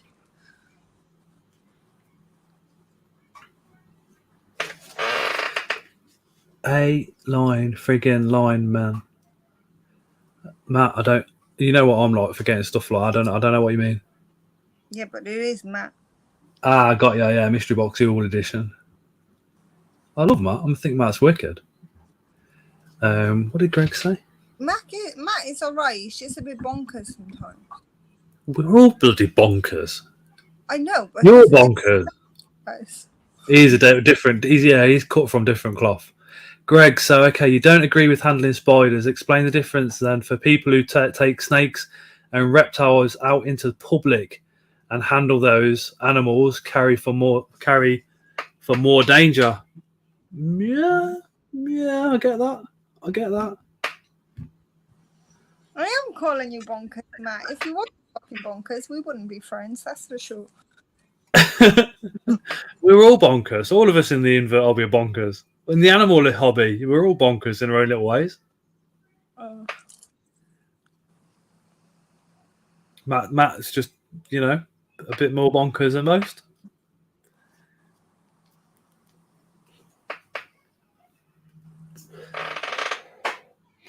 See, when you're looking at handling the reptiles and stuff, what I will say is I don't know and don't have enough experience with that side of the hobby to comment.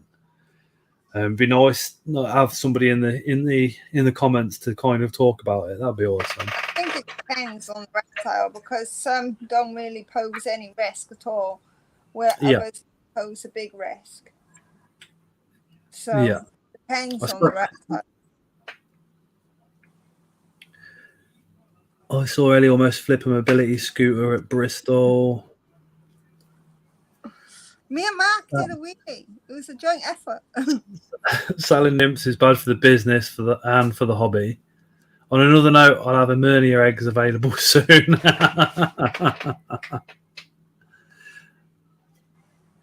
And the local shop near me makes you pay to hold reptiles. Really? I don't know, man. I find, it's a different kettle of fish. Because I haven't got an issue with people getting the snakes out and stuff like that. But then the reptiles have got a different nervous system as well to spiders, so they might actually benefit from it. We just don't know. For one, I think it depends on what you're comfortable with. Like, I'm more comfortable knowing that I'm probably going to be more hurt by holding a lizard from his claws and from their bites than I am from a snake.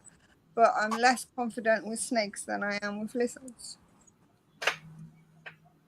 Reptiles can acclimate to it with time and eventually become comfortable with it. That's true. Spiders definitely won't. Death Spider guy, Scott, fix that creaky chair. I keep thinking some perv is opening the back door. I can't, mate. I was on good money when I bought this chair, and I can't afford to get another one. Although if I didn't spend the money on a spider show, then I'm not. Yeah, I could, I suppose. But Not really an excuse though. You can get WD-40 for a quid. I've done it. It doesn't work. Look, it's done it. It's done it. I bought it not last Christmas, the Christmas before, and it's done it since the word go. So do you need me to have a word with Tara to put you on a diet then? she'll laugh at you. She'll say she'll say she's doing exactly what you're doing to Lewis. Charlotte Smith, depends what it is. I take my leopard gecko to the park from Richmond on the grass. Doubt he could hurt anybody. I've been bit by a leopard. No worries, Aaron. Give it a little longer, mate, and then we'll have you on. Oh, my pet Slings house, no escapes this time. I recently lost my first spider. Oh, Filipinas. The bastard squeezed through the ventilation hole in a Baraplast tub in the middle of the night. Hey, Andy. Spiders. Evening, everyone. Ooh, the handling debate. I arrived at a good time. Yeah. I can't. I mean, I'm with Chris, what he said on Saturday. I think people handling pokies and old worlds on YouTube and TikTok just have not got the hobby's best interests at heart. That's 100%. We don't Scott, have on TikTok. We don't have TikTok. I got rid of my TikTok. I got bored of it. I got bored of the crap that kept coming up. I used to watch quite a few TikToks, like how to make things and stuff like that. But now you go on there and there's just people pretending they're a GTA character, like moving like this,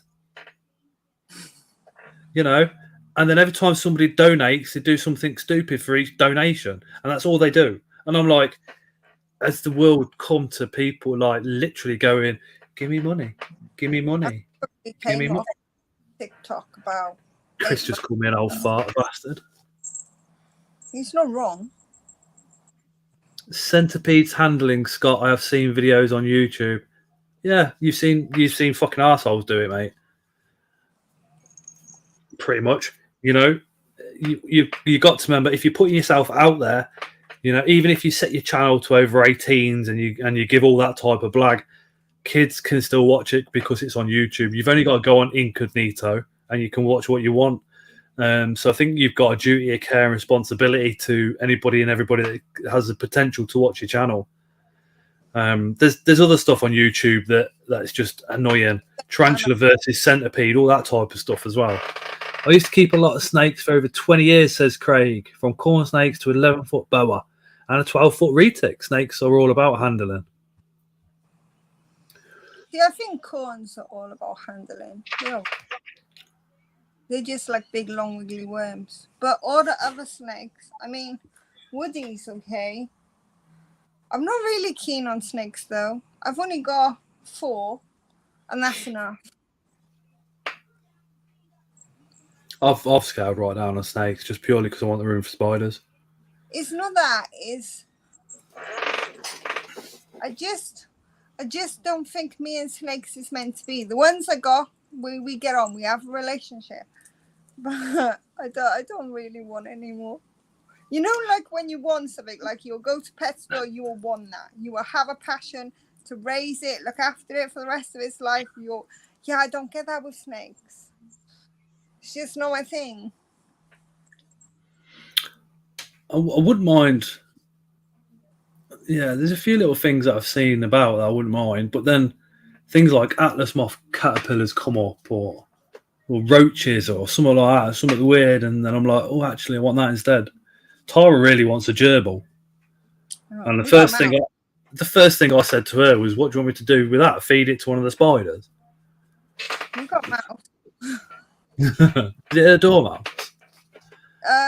It was a rescue one to stop the cats killing it. Oh. Because it wasn't even, it was like just fresh baby. It didn't even have his eyes open or anything. And we found the cat with it, playing with it as if it was a ball. And then we realized it was alive and it was just little. So we give it food and everything. And now it's grown into a big male. And it's quite friendly, but I'm still not very keen on them. But he's happy. He's fat. I had a little mouse in a house once, a very, very long time ago. And it's just one mouse by itself, so I used to put food out for it. No idea how it got in, because there's just no way it could have got in, but there it was. I'm the opposite. Although you might love snakes, if I could collect every single type of dragon or lizard in a whole wide world, and I have the space to house them, I would. But with snakes, I don't have that passion. But lizards, I do. I can't look at a lizard and not want it. It's the same with tortoises. I can't look at a tortoise and not want it either. Greg says, okay, so here's another debate. If you keep hundreds of spiders, snakes, whatever it is, and you don't breed them, are you a member of the hobby, or you're just a hoarder? I think, I think we can pretty much kill that off straight away. You're a member of the hobby. If you hoard them and they die, and you don't feed them, you don't water them, you're just getting them because you want the next one, like type of thing, then yeah, you're just hoarding animals. And if you're not caring for them properly, if you're caring for them correctly, it doesn't matter how many animals that you've got. You are part of the hobby. I thought Scott turned into Dr. Zeus for a second. No matter when you get an animal or what year you get an animal, there's an important thing to learn. It's called research, because it changes all the time. People learn new things. So something that you might have kept one way 30 years ago, you might find that's not the best way to keep them. It's because they didn't have the knowledge 30 years ago. You'll find something that you bought 6 months ago will have an update from 6 months ago. And as long as you keep up with everything, usually you shouldn't have problems. Plus, the other issue with, okay, so let's say if I keep 500 spiders, Ellie keeps 500 spiders, Chris, Craig, Bastian, the deaf spider guy, everybody in chat keeps 500 spiders, and we all breed them. And that then means that Ellie's got 2,000 LP slings. I've got 2,000 LP slings. Everybody in chat's got 2,000 LP slings. Who do we sell them to, or how do we pass all those on? Because you'll go, oh yeah, I'll sell them at shows for £1 each, and then the next table's got the same things. It's the same with and all the species of spiders that we then have. Okay, we flood the market with the spiders, but then we're going to have a lot that are just sitting there doing nothing in our own homes as well. I know we've got about 700 here at the moment. In my mind, Greg, says Andy, they're still part of the hobby. Not everyone sets out their stall to breed. I don't think any pressure should be put on people to do so. Loads just want to keep them. That's Andy. That's where I'm at, mate. I have not got a massive urge to be pairing spiders up and breeding spiders. My passion is do it like Ellie says, do that research and go a little bit deeper and have a look, because the research can be different to what you actually find. People will say, oh yeah, you keep this spider at 26 degrees, where really you can keep it at 22 degrees because that's the temperature of their burrows. People used to do that. They used to keep their spiders at like 26, 27 degrees. And then their humidities used to be quite low and stuff like that.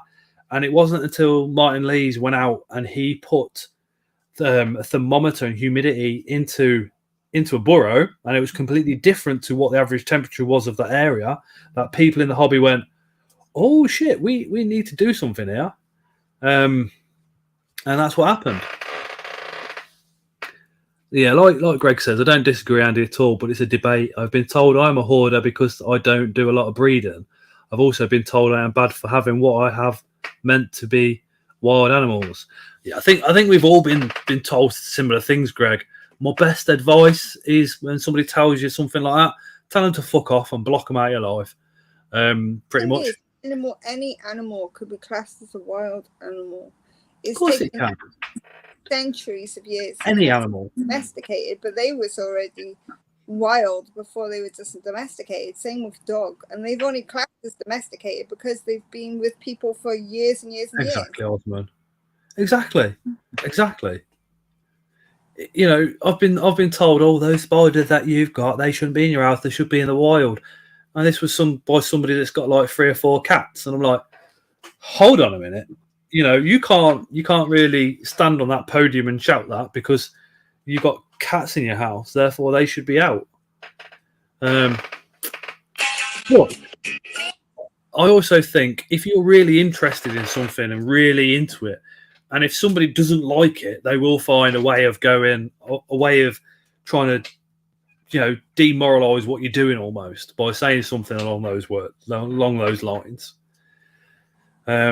You know, a lot of my friends will now actually, you know, when I first started out in spiders, what you got that for? You know, that's a spider. But luckily, as we were saying before, I was always bonkers, so it was almost, my friends almost expected it, so it made no difference. What I will say though is some of the ones that are really standoffish now come in the kitchen and check it out all out. They'll watch the videos, all the rest of it. Too much hate and misery. I love Matt lot. This is one of the reasons. Too much hate and misery in the world to have it surrounded you in your day to day. Block, ignore, and do what makes you happy. Yeah, exactly, Matt. Exactly.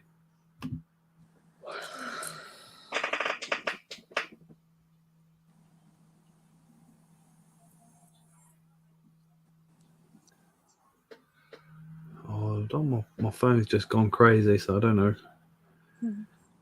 Back to that. Yeah, there we go. Anyway, I'm off for the night. Take care all and enjoy the rest of the stream. And if we don't speak before Carfest, mate. Night, Greg. Take care.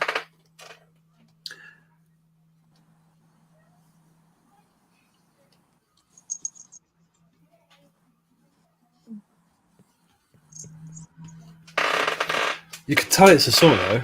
All those little flies. Oh God. Are you actually having summer? It's more like autumn here. All we got is rain. Yeah, same. What happened to that? Oh, we're gonna have 40 degrees heat this year. We're gonna have a full week of 40 degrees heat. It's gonna be so hot. All the seas around England are gonna warm up, so we're gonna have sharks. Then you open the front door, 40-degree heat. Yeah, we're lucky if we get it over 20. I think for the last 4 weeks, I think we've had like 2 warm days without rain. They mention global warming, and then you have a summer like this, and you go, oh, okay. One day of 40-degree heat in 20 years doesn't cut it for me. That's actually something else I was thinking about the other day. Do you know ice is obviously frozen water, but there's a lot of air in it. So what happens with ice is you freeze water and it expands. So if the ice in Antarctica in the sea melts, we should have a reduction in the volume of water on the planet. I think they chat shit when they said if the ice caps melt, we'll get flooded. I really do. Because the majority of the ice in north and south is the water, isn't it? Is the sea. Yeah, but a lot of it is above sea level. Yeah, that's true. That's true. You got to think like Greenland and all them other countries are usually covered in ice. Greenland during the summer has no ice. It's all melted now, where years ago, decades ago, it would never completely melt. Yeah, that's true. But it's not just the ice melting that contributes to rising sea levels. No, Chris. You got to think of the what's it called now?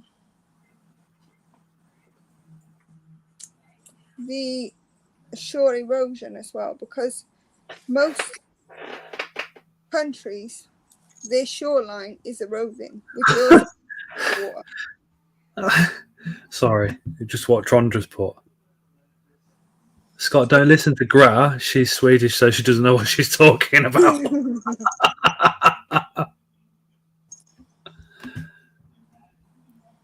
Yeah, it's shorelines eroding.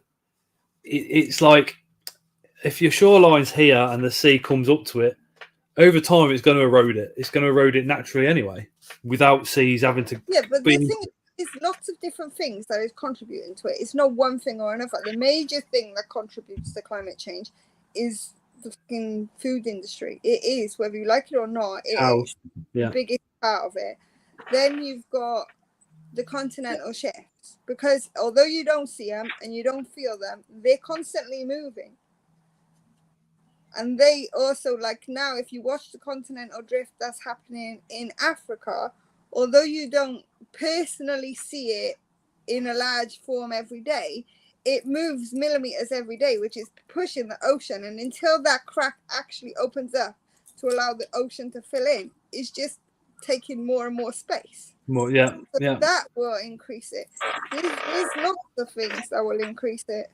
It's not just one thing or another. It's a lot of things. But it doesn't help that the carbon banks are already filled up. So there's not a way of them contributing to take more out of the atmosphere, which just increases things. But we're probably a bit better off than most countries, because the ones that are warmer are the ones that suffer more. The islands suffer more. Certain areas of Africa suffer more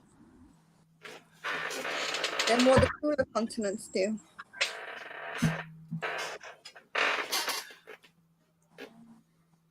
I'm going to put the link back in chat if anybody new wants to come on. Aaron, hold fire for a little bit.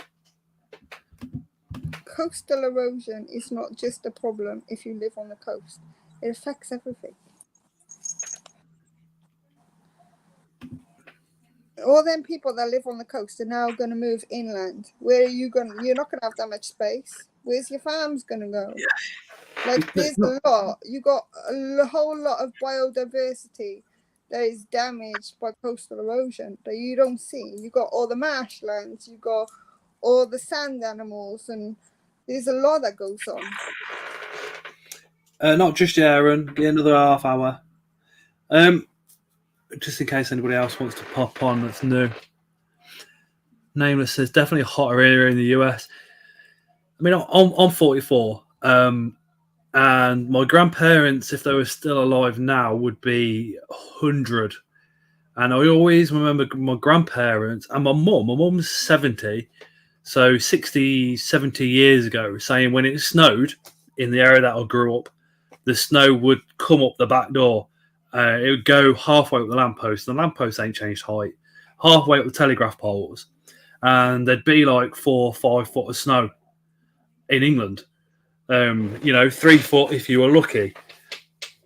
But the snow levels that they were talking about, I'm 44, and I never experienced those levels as a child. And now as an adult, when it snows, we're lucky if we get an inch. We're lucky if we get a centimetre. It's just like a small flutter. Now, 30 years ago, I remember going to school in 2 foot of snow, literally walking through, making snowmen, having snow fights and all the rest of it. So in my very short 44 years, I've noticed a huge difference. The ground, I remember when I was a kid, going to the allotment with my granddad, and you could not get a spade in the ground because the ground was so solid with ice. Now in the middle of winter, it's not an issue. It's really not an issue. That also depends on the soil. Hello. Hey, Mike. You're all right, Raph? Yeah, not too bad, not too bad. What's happening? Not much. Just chilling. Finally got some free time. Finished my degree last week, so. Oh, nice. I remember deep snow as a kid, made snow women with boobs. Keith, being ginger, at least you were visible in the snow, Scott. That's weird, Keith, because I didn't start shaving properly every day till I was 30. And up until that point, I had blonde hair. So it was yellow. What's happening then, Raph? What's looking for a job at the moment. So that's always fun. You've been made redundant, or? I mean, I've got a job now, but it's just a temporary thing, so I'm looking for something permanent. So. Yeah, I get ya. I was pretty lucky because I was a bit worried about this Costa job, and went there today, did my first shift, and it was wicked. Costa's fun. Yeah, I loved it. More than what I thought would, to be honest. I need a job where drastic stuff happens, and then I think then I'll be happy. I really wanted to get a job in a water plant, but they won't hire me because I don't have enough, what do you call it, experience.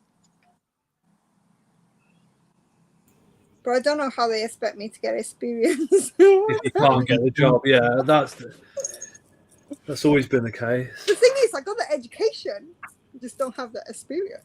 It's stupid. It's only part time at the moment, though. I've got 20 hours a week contracted, but it's good fun. It's good fun because I like to talk to loads of different people now. The anxieties are not what they were, and it's wicked. And there's a barrier between me and the person as well, which is even better. Well, I like working Bugnut and the shows as well. You get to speak to loads of different people. And the best ones are those that don't know you but want to talk spiders. Because the ones that don't know you literally don't expect you to have the answers, so you can have a real good conversation. Do you know what I mean? Not saying that you don't anyway. Aaron, you've just lost all devices, mate. Otherwise, I've got you on there twice now for some reason.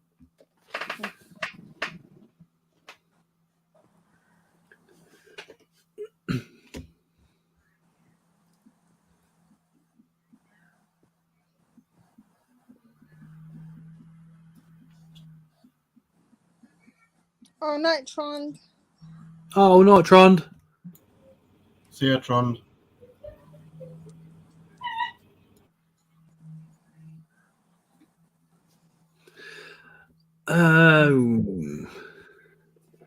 Chris has just sent me a message. He's looking, Chris is on wheels, is looking for a mature male, HJoin, H-Gigas, Versicola, OBT RCF, OBT DCF Kigmoira, Bohemi, Rosea, Murinus, Minax, Balfouri, and Species Costa Rica, which is the Black Amelia, and Terriga Wesley.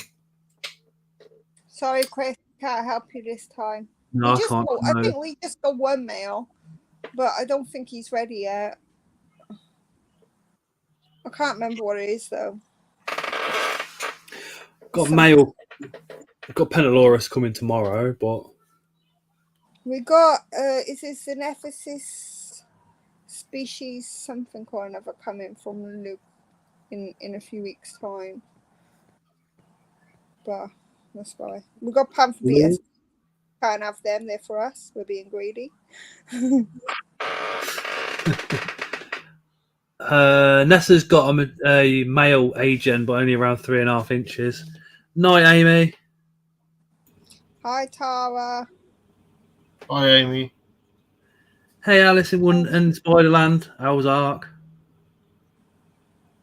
I'm not saying hello to Tara because everybody always gets on her side with everything. It does my head in.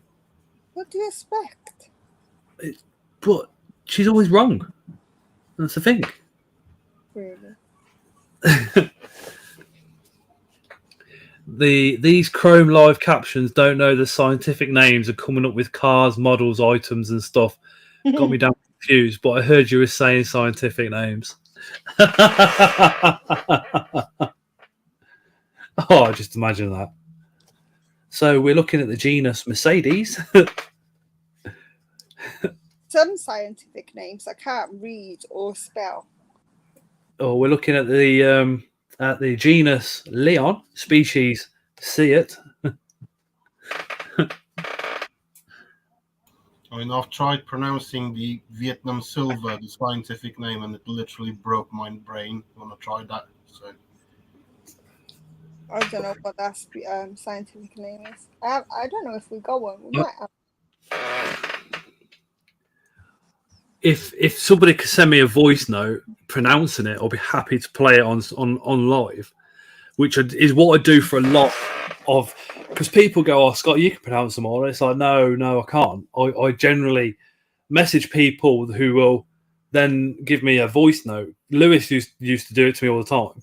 Always used to ask Lewis. I used So to ask you how to say the curly hair ones because I can never say the curly hair.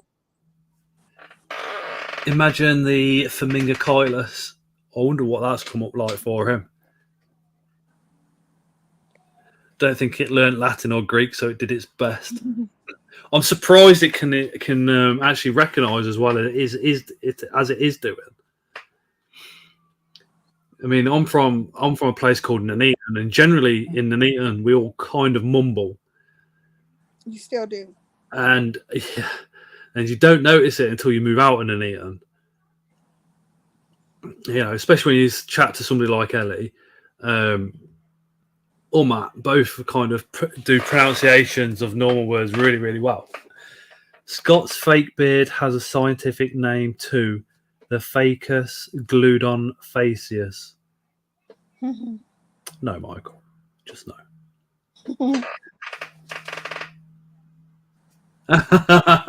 Deaf guy.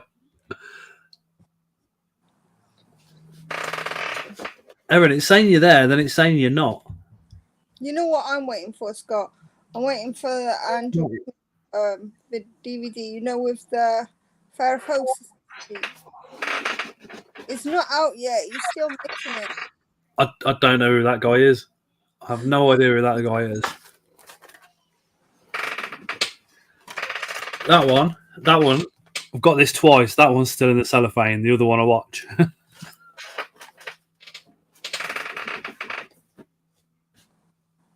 I missed the what do you call it now? You know, when you give the donations before the project's finished. I missed it this time. It was all closed before I could do my gifting. So when COVID was on, I bought all his books, the digital ones, because he did them at a discount. But you can only download them once, and I downloaded them on my old phone, and I can't get them again now. If you message him, then you probably will. You'll probably send them back. I think I want to get them in hardback, to be fair, so I can just put my phone down and read a book for the first time in, I don't know, 10 years. That'd be quite cool. The option would be that if you want all the hardbacks, he does deals at BTS. If you speak to him, he'll give them all to you for a certain price. Chris isn't on tonight, and this is why. He's cuddled up with the other Ellie. She's off work this week. Oh, Ellie's savage. I love her.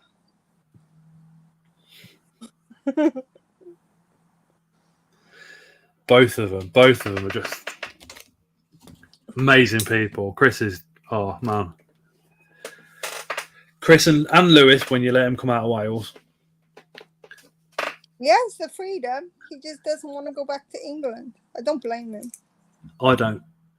Well, I suppose not England, but Coventry. Tell me, it's just got worse. It's got worse. The gangs and stuff like that, they've all upped their game, and it's got worse. Tarantula Rookie says, I got the limited blue Love Tarantula t-shirt when Guy had them, which is Guy Tansley. Oh, nice. He's awesome. I'm collecting t-shirts at the moment. Has anyone received their Jumping Spider t-shirt and beanie yet from Danny at Keeper Cards? No. I've got a spider t-shirt from Post 10, but it's just basically an adventure is adventure without an adventure is not an adventure without the spider, and he's not a spider channel. And I've got a Schmitz Pelma t-shirt, which you wouldn't even know it was a spider channel. I need to get more spider t-shirts this year. The thing with Danny is, so he did put a message on Facebook, I think it was on Facebook, saying that there's been a delay in the stock because I ordered some from him, I think from BTS, and they still haven't arrived yet. I had them on pre-order.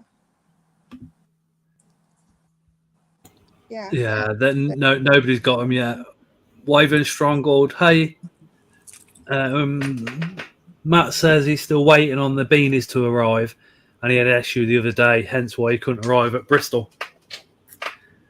Yeah, sometimes you can plan as much as you want, but if you're relying on another supplier and you come to the date and they're not even there because they've delayed it by 3 weeks, that can really, really fuck people up. And that's probably what's happened to Danny, to be fair, by the sounds of what Matt says.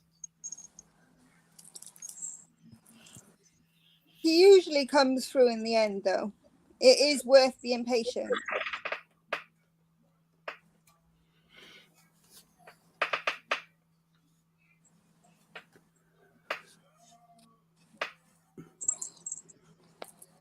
What do you want?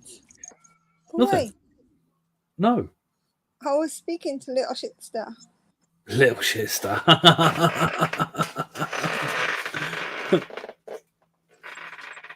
Who is all for the Bedford show? Yeah, I think there's a ton of us going to the Bedford show. I'm not going to Bedford. Yeah, but Ian Elm's going to Bedford. Leah might be going to Bedford, I don't know. You should go as well. Half and half. No, it's too far. Because I have to pick the kids up when I get home. And then they'll go bed late and then they won't get up for school and we'll have lots of problems. So I don't mess up their routine. Get Lewis to pick the kids up. You go to Bedford. Lewis can't pick the kids up from my mum. You do it then. Lewis can go to Bedford. You can pick the kids up. Oh yeah, he don't drive, does he? Yeah. No, that's why you can't pick the kids up. Lewis doesn't want to drive. Charlie G has got some more spiders in today. Some more coming Thursday. I rehoused those penguins the other day, Charlie. Literally yesterday. I'll be at Coventry and Bedford, he says. Is everyone meeting up somewhere night before or night off? I'm coming from Northern Ireland and staying until Monday. No. Bolty Boy, what's the car culture like in the UK? Massive, mate. Absolutely huge. It really is massive. It's full of wankers, is what it is. Sorry? It's full of wankers, that's what it is. I've heard that the clubs are you stay away from the clubs if you've got a half decent car. Philip says never doing a show again. Why not? What happened?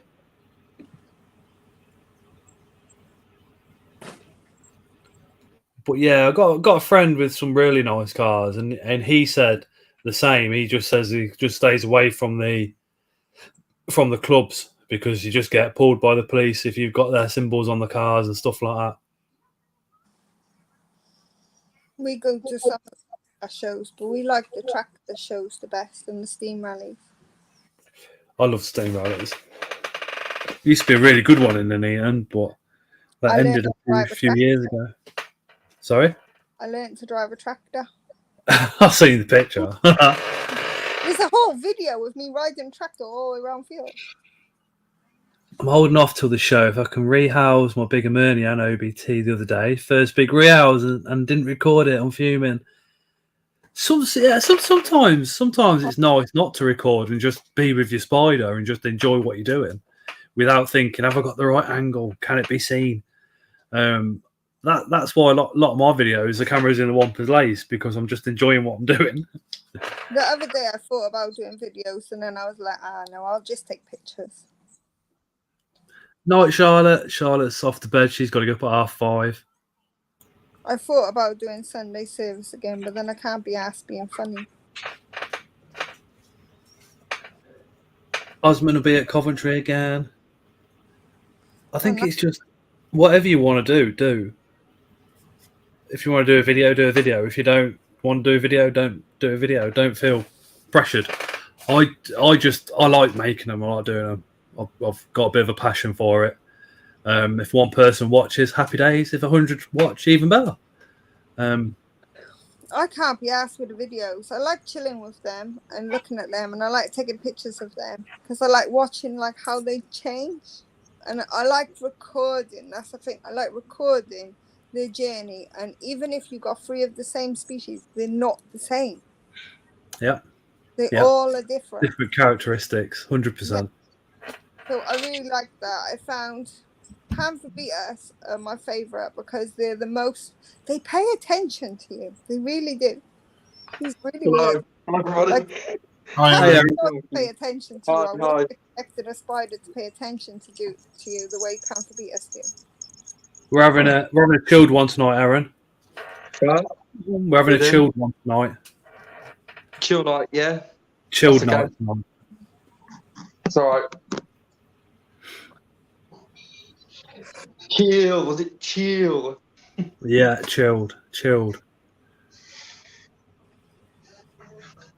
Never says I'm going to get to the Brighton one. Osman's going to Coventry. Woo! Nah, he's doing BTS Bristol and Coventry next year. Yeah. What was you trying to say, Raf? I was saying I like making the videos, but sometimes it's just a bit too much to get everything set up. If you want to just do a quick feeding, I can't really be asked to set up everything, record it, and upload it, edit it. So I don't do it very often. Yeah, it's just you've got to. I think you've got to be into doing videos. Otherwise, it's more of a pain in the ass and a waste of energy. If you can get the routine set up and do it easily, I'll just get the tripod out, make sure my phone's charged, and then I put a piece of timber down with the mat, put the background on, and I'm ready. That's it. Job done.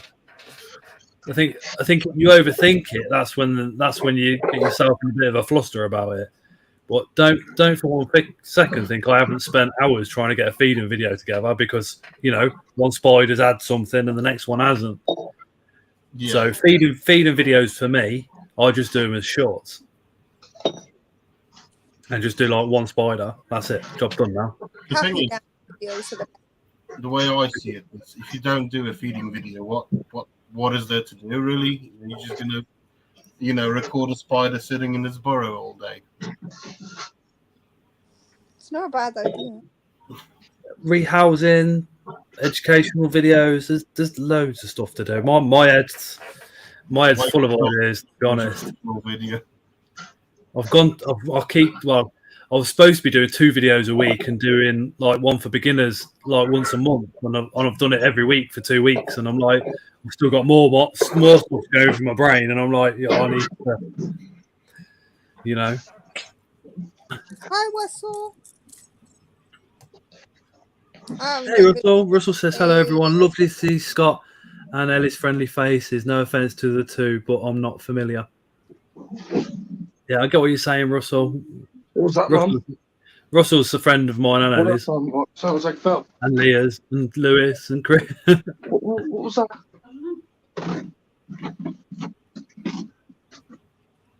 I feel my tarantulas jumping the dirt bikes. Craig, he says, if you're looking for T-shirt printing or any merch, that's what I do. Do you do these rubber bands, Craig? Because people want the ones that I did before, but there's cost so much to buy in for me that I'm only doing them once a year at the moment. Do my stuff in a box on the floor. Anything spicy I do in the bath, sitting on my floor here at the minute, feeding, etc. It's my chill downtime. Yeah. I've never done like that, spider guy. I normally just either do it on the table or plonk my butt on the floor and do it. I mean, if they're on the floor, they haven't got far to fall.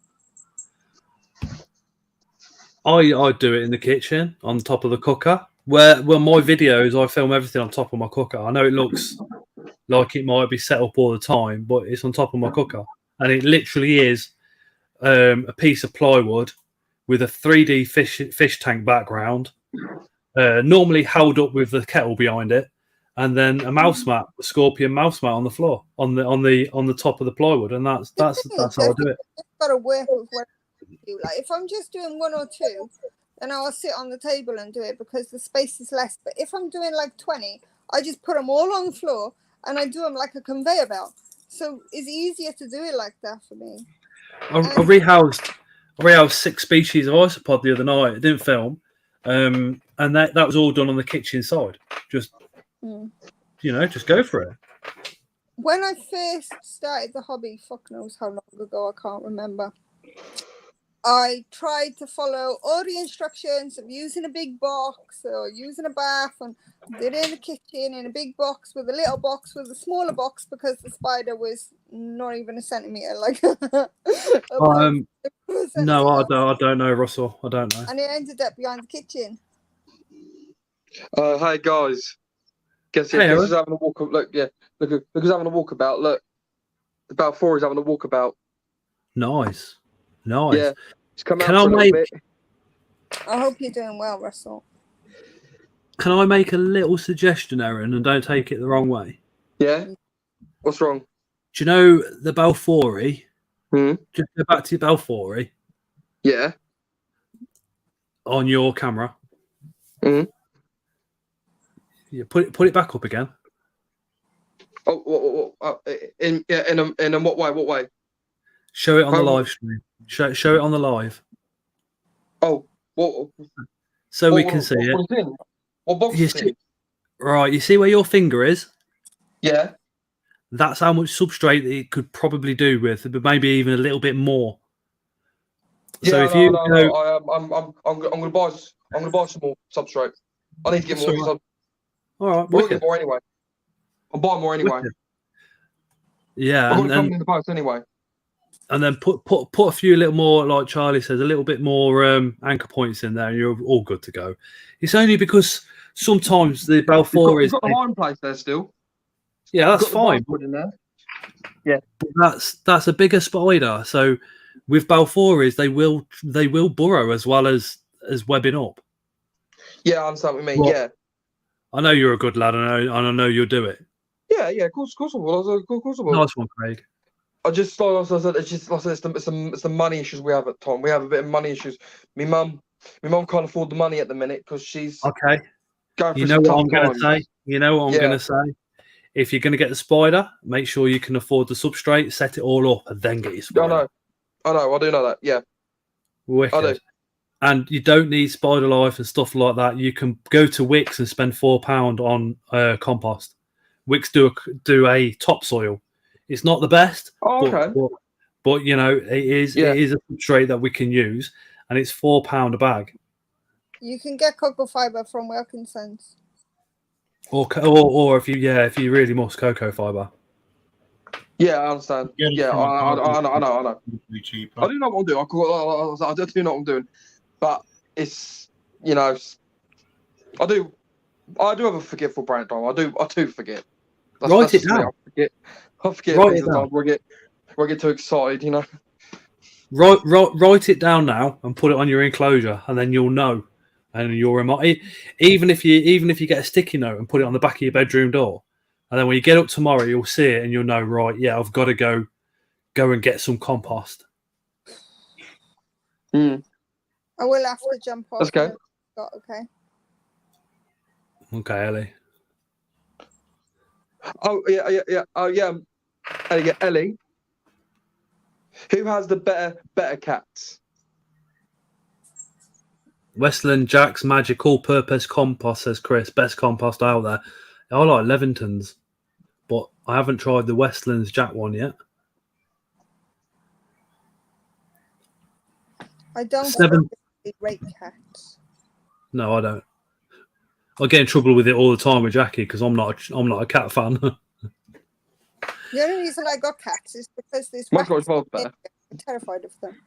And mine do Carl says, I'm back. The ordeal to explain to an autistic child its bedtime is unreal. Yeah, trust me, a lot of us have been there.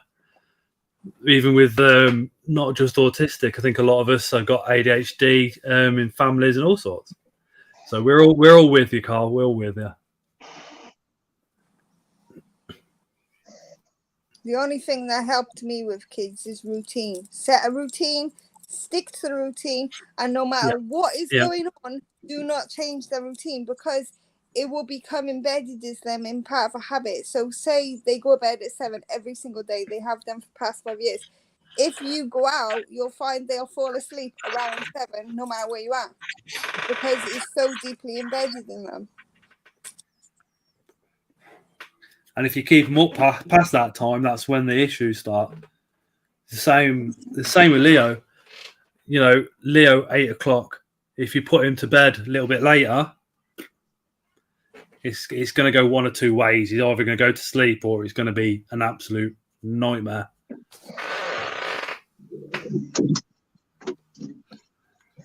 Well, like I said though, I never used to be able to do routine either. It took me forever to get into. I got autism. I got autism, and I as well. I'm autistic. Yeah. It helped with everything. Dyslexia has improved. My education improved. Routines helped everything, but I never used to be in a routine growing up. So until it took me ages to do a routine. When I finally got there, I benefited. How do you find it, Erin, when your routine's messed around? More like I said, yeah, it can affect autistic people because obviously, like us though, yeah, it can affect. It does affect if you don't get back into routine. If you don't get back into that routine again, it can affect your sleep pattern very badly, and it does affect autistic people very badly. It really can.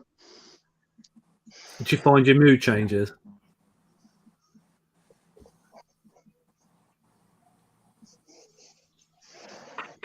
So yeah, you know. Do you find how's that with being autistic? What's the hobby like for you? I do think the autistic part does play in a role because I've been fascinated with spiders near enough since I was probably 10. Yeah. So I think it's all like near enough. I think near enough 10 or 11-year-old, I've been interested in bugs. I got fascinated with bugs, and that's how I grew up and just ended up loving bugs. That's how I grew up my whole life. I grew up loving these bugs. It's my interest. It's my interest. Obviously, yeah. Of course it is.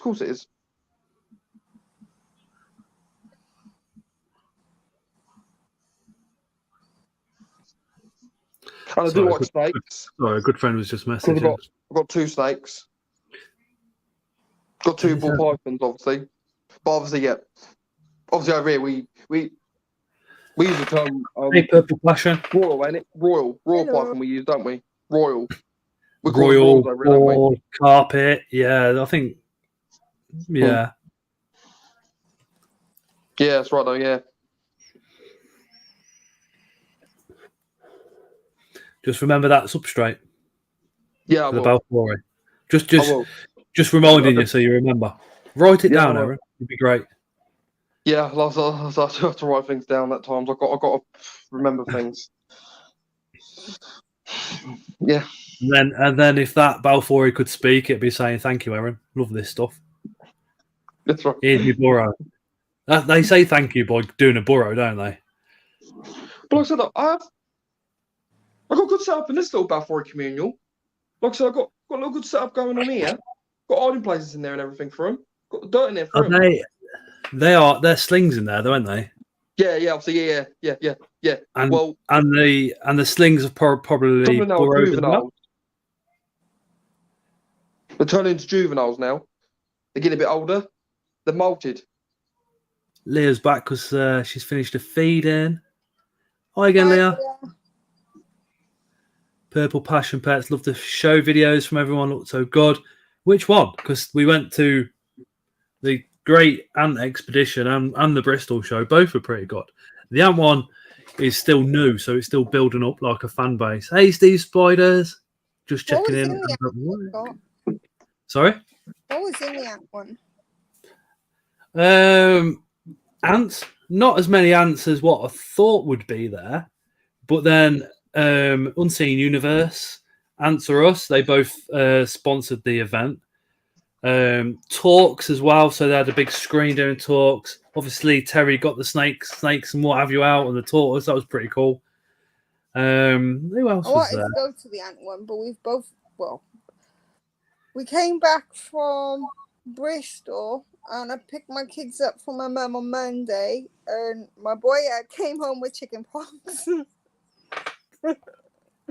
My daughter wasn't well. Me and Lewis both ended up ill. So for the whole of last week, everybody in my house was just ill. Now the kids is better. Today, I'm the most better than what I've been in the last 2 weeks. I still got a little bit of swelling here from having sore throats and stuff. But other than that, I'm fine. Lewis is still quite unwell. Send him our love, will ya? Yeah. It's just a nightmare because we're trying to get him registered at doctors. But of course, where he's moved down and all the bills are still in my name, he's got no identification that he lives here. So we're having a problem getting that to get him registered to doctors. He can use a dole office as a resident. He wouldn't sign on. That's what I did when I was homeless. Used the dole office. Yeah, but he wouldn't sign on. Now he got a job though. But it's just. He's got a job. Yeah. What's he doing? A&E. He works in the big distribution center and what's it called? The area something or another for Aldi. That if he just puts his head down, he will get promoted and promoted and promoted. Oh, that job, I'm telling you, compared to what he did before, because Lewis always worked. He's never been like, he's always got energy. He's always on the go. But this job is ridiculous. They give one person a 3-person job.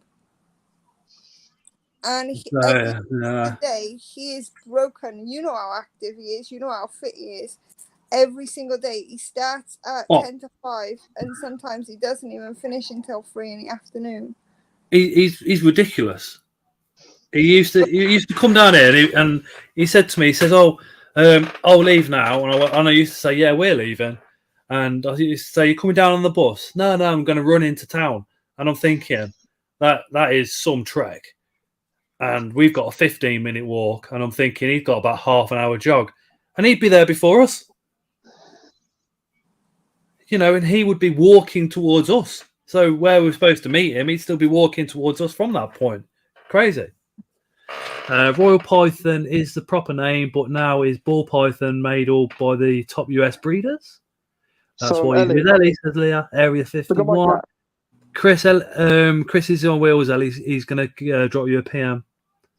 Okay, you want to PM me? What does it look like he's going to beat me up, says Bolty Bolty? Who does? Who's going to beat you up? Oh, the cat. Dave says, gorgeous cat, Erin.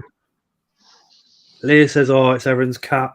Cats just don't do it for me. I don't want to offend people, but she's a poo. She's a beautiful cat.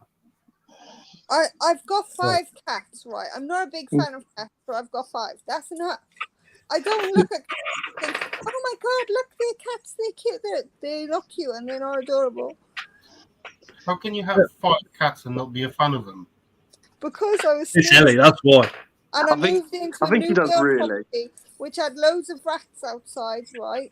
And I couldn't go outside. So then I bought cats. Now we don't have the rats. But my cats, they're happy with me anyway. Yes, they're like big babies, but a fairy. You don't need to dress them up. They don't behave like cats. They behave like babies. Purple Passion says, Scottish Fold, beautiful cat, mate. Osmond says, he's got no ears. Ellie is an old lady, says, yeah, you can say that again. Our cat is a one-eared twat, says spiders. The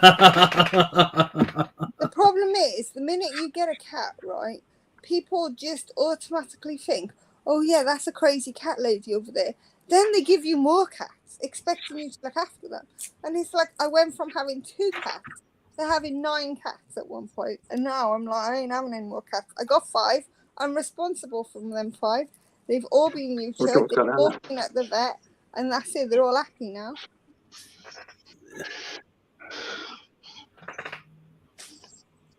odd, but Ellie's amazing. Thanks, Russell. You're amazing too.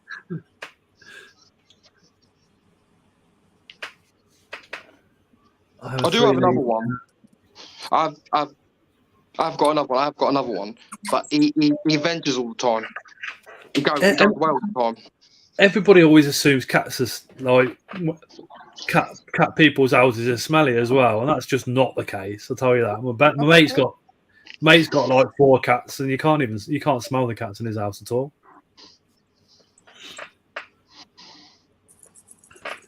Leah's only got 8. My God. The thing that would worry me about a cat, right, is the fact that, you know, knocking stuff off and stuff like that. I don't know. I don't know how, but my cats, they either stay in the hallway or they go outside in the night. When I learned a lesson when I first had the cats, because I've been keeping spiders a lot longer than I've had cats, and I had them as kittens. Remember when Star and Salem was like just this big? Well, Star actually knocked one of the spiders off the shelf. It was a big learning curve for me. So ever since that, even my cats are in a routine. If my alarm goes off, the cats act like children. Wow. Bolty says some areas in states are banning letting cats outside because of the ecological impact they have. Thank you very much. Night, Russell. Take care. Night, Russell. Big love, brother. Russell. Mm.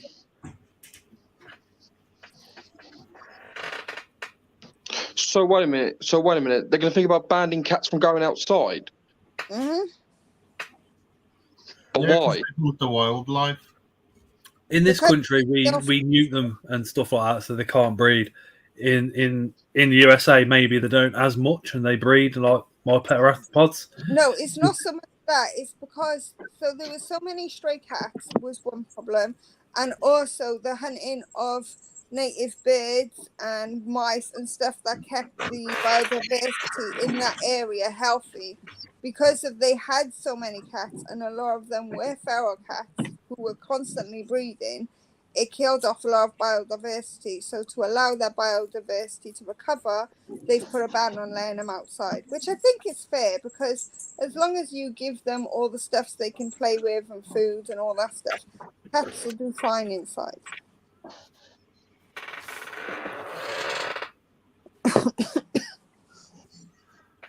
Yeah.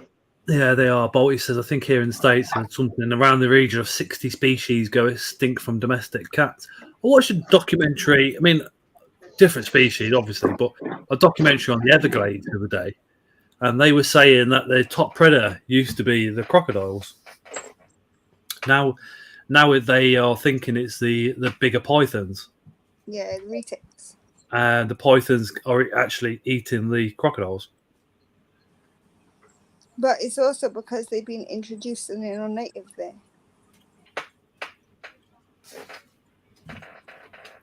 They have the same problem with Pacu in some places. Oh, Pacu, gar, catfish as well. And piranha.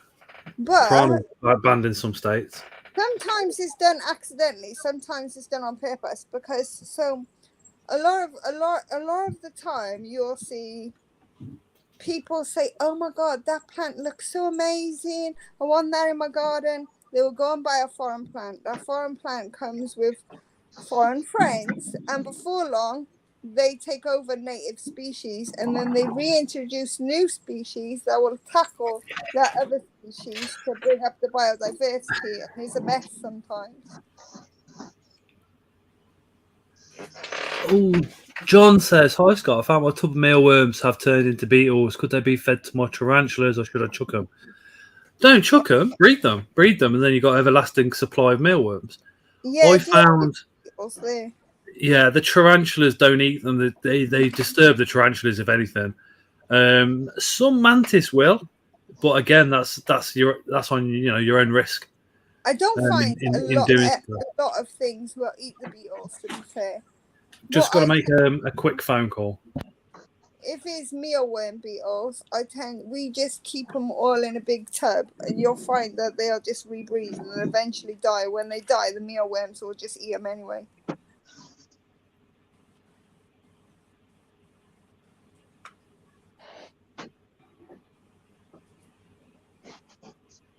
Sorry, Scott, but I'm going to have to shoot off to get up for work tomorrow morning.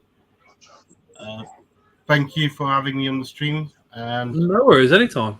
probably Nice to join meet you. in some other time. Right. See you, everybody. See you later, Ralph. Yeah. See you later, mate. See you later. Matt said, don't buy into separate. Oh, mate's just phoning. Yeah, I agree with Matt. We keep ours in a big tub. We just add different types of food, oats. Chicken feed is quite good to give them. They'll eat that.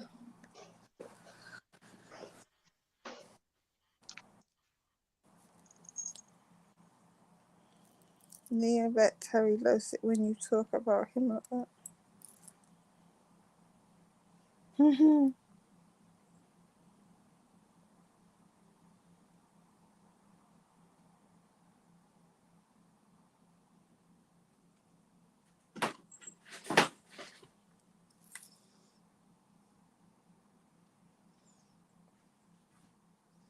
Trixie, you having fun with the flat pack boxes?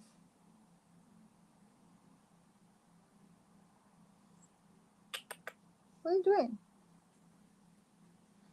My cats have been mental.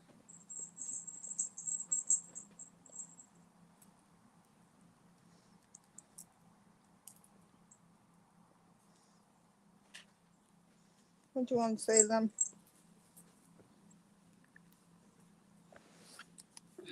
You can't both sit me. I'm not big enough.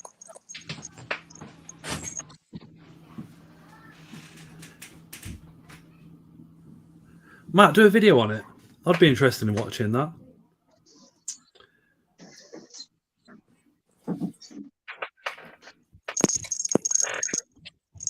So yeah, guys, going back to the Jake Paul fight. You know, the Jake Paul fight thing again. What do you think of it?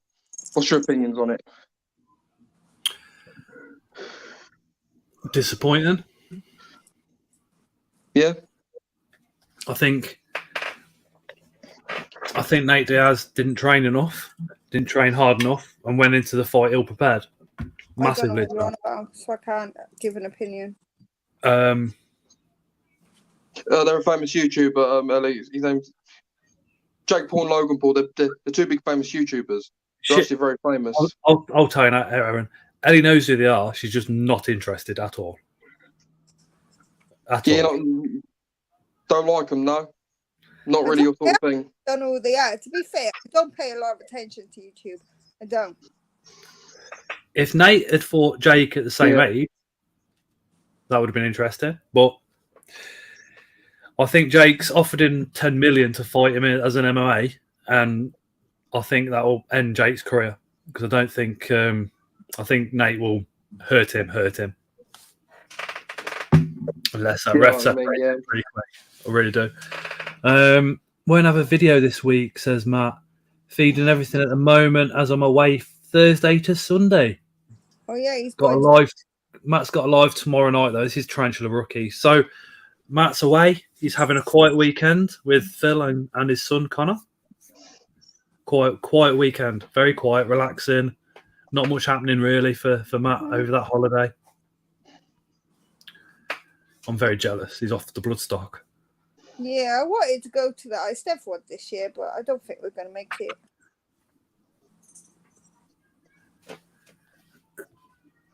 That would have been fun. Bolty says, I think I saw Nate losing. Jake weighted him and can afford to put all of the best trainers around him. Plus, Nate is a brawler, not a boxer. I hope someone shuts the pools up soon. Yeah, but Nate's also a millionaire and can afford to do the same, get the same coaching behind him as well. Plus, what trainer's not going to want to train Nate Diaz on the run-up for the publicity as well as? I don't know. Cheers, Osman.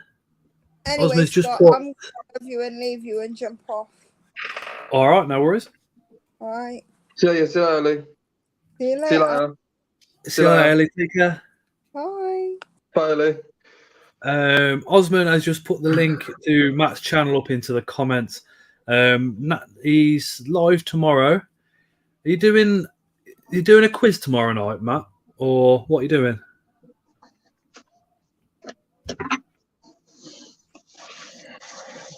Mind you, it'll only take you 2 seconds to click on that subscribe, and then you'll find out what he's doing tomorrow if you're doing it. Nice to have Ellie back on for a night, wasn't it? She's not been on for, oh God, ages and ages. So unfortunately, the devil, as Chris calls her, is not at work, so he can't come on. They're probably doing a pairing tonight.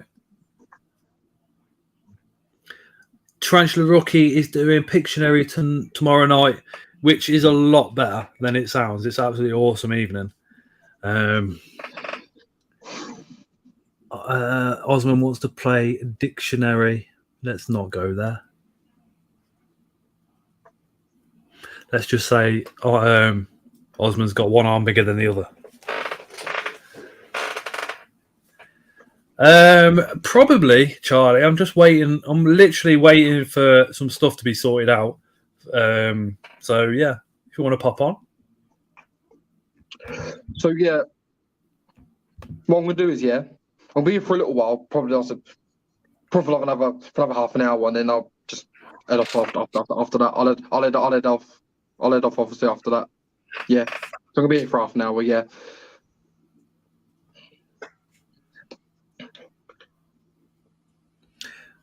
Will involve single guest and prizes, just working out logistics. So you're not doing it from yours?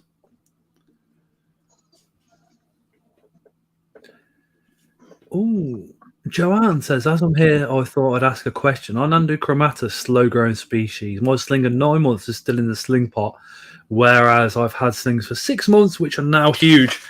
Nandus can be slow-growing, yeah. But again, it depends on the actual spider itself as well as.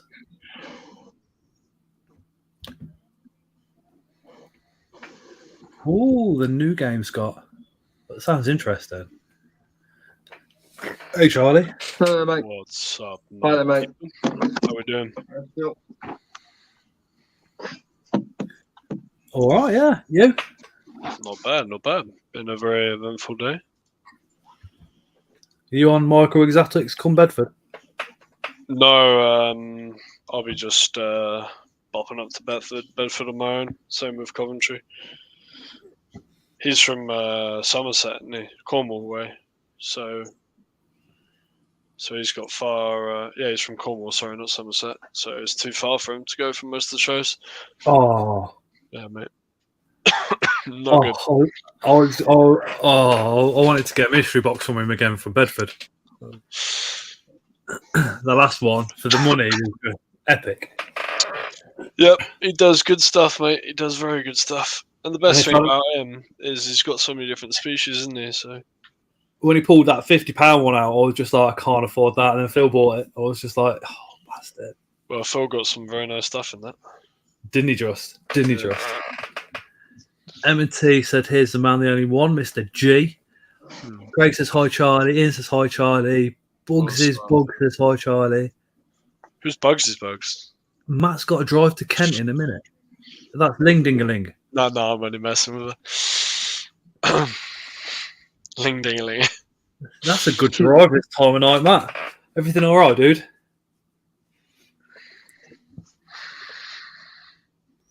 What's new then, Charlie? I have done some proper organising the last few days. So I've got. I need to get like a wireless webcam. That'd be fantastic, wouldn't it? So all down here, I've organised all my juvenile baboons. These are all my future breeding projects down here. So I picked up 5 Pteronoculus caudatus at the show. Nice. So 2 of them are molted out female now, since I even brought them back from Bristol. I might have one more multi now, actually. Maybe not. Looks like He's I'm just waiting for my dropping Valkyrie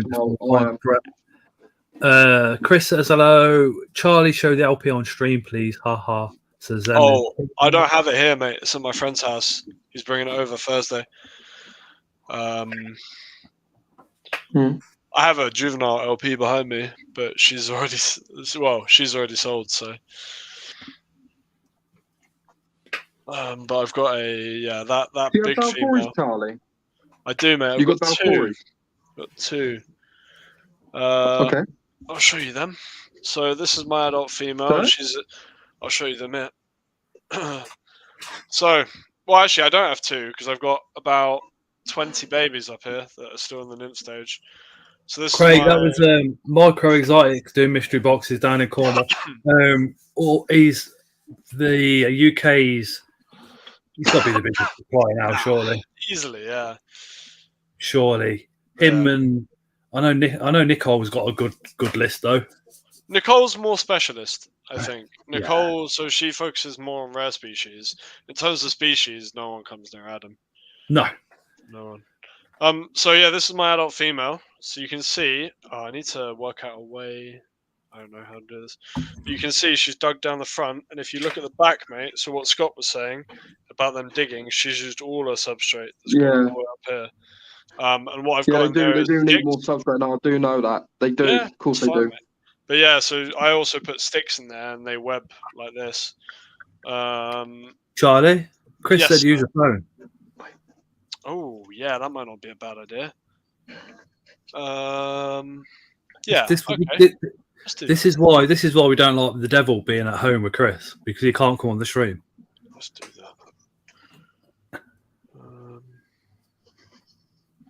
Cool, you can see everything then. I'll show you my OCD-ness. Oh, not another one with OCD. You and Osman, my word. Yeah, Osman stuff looks nice. It is nice. Let me see if I can... He's been on a couple of our streams and like showed his stuff off and like yeah. All right, I'm gonna rejoin on my phone then. Be back. All right, no worries.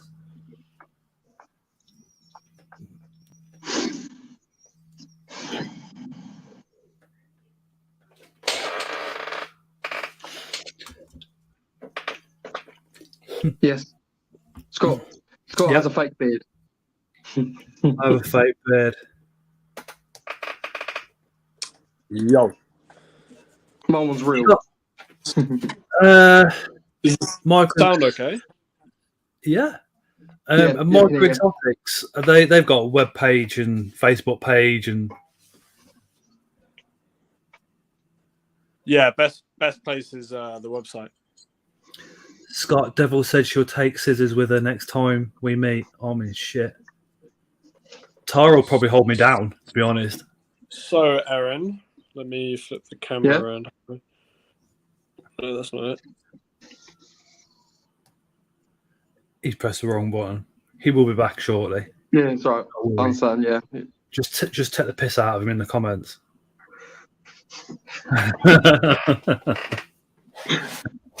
He will be back. But yeah, I ain't really gonna show much of animals tonight anyway, because most of them are going into hiding, so I'm not really. I ain't gonna bother them anyway. I don't want to keep like prodding them and poking them. You know what I mean? Like, you know what I mean? It's just best off just to leave them. I don't know. Yeah. I think I need to get the. Scott, can you send me the? Oh wait, hold on. No. Can you send me the link in a Facebook message, mate?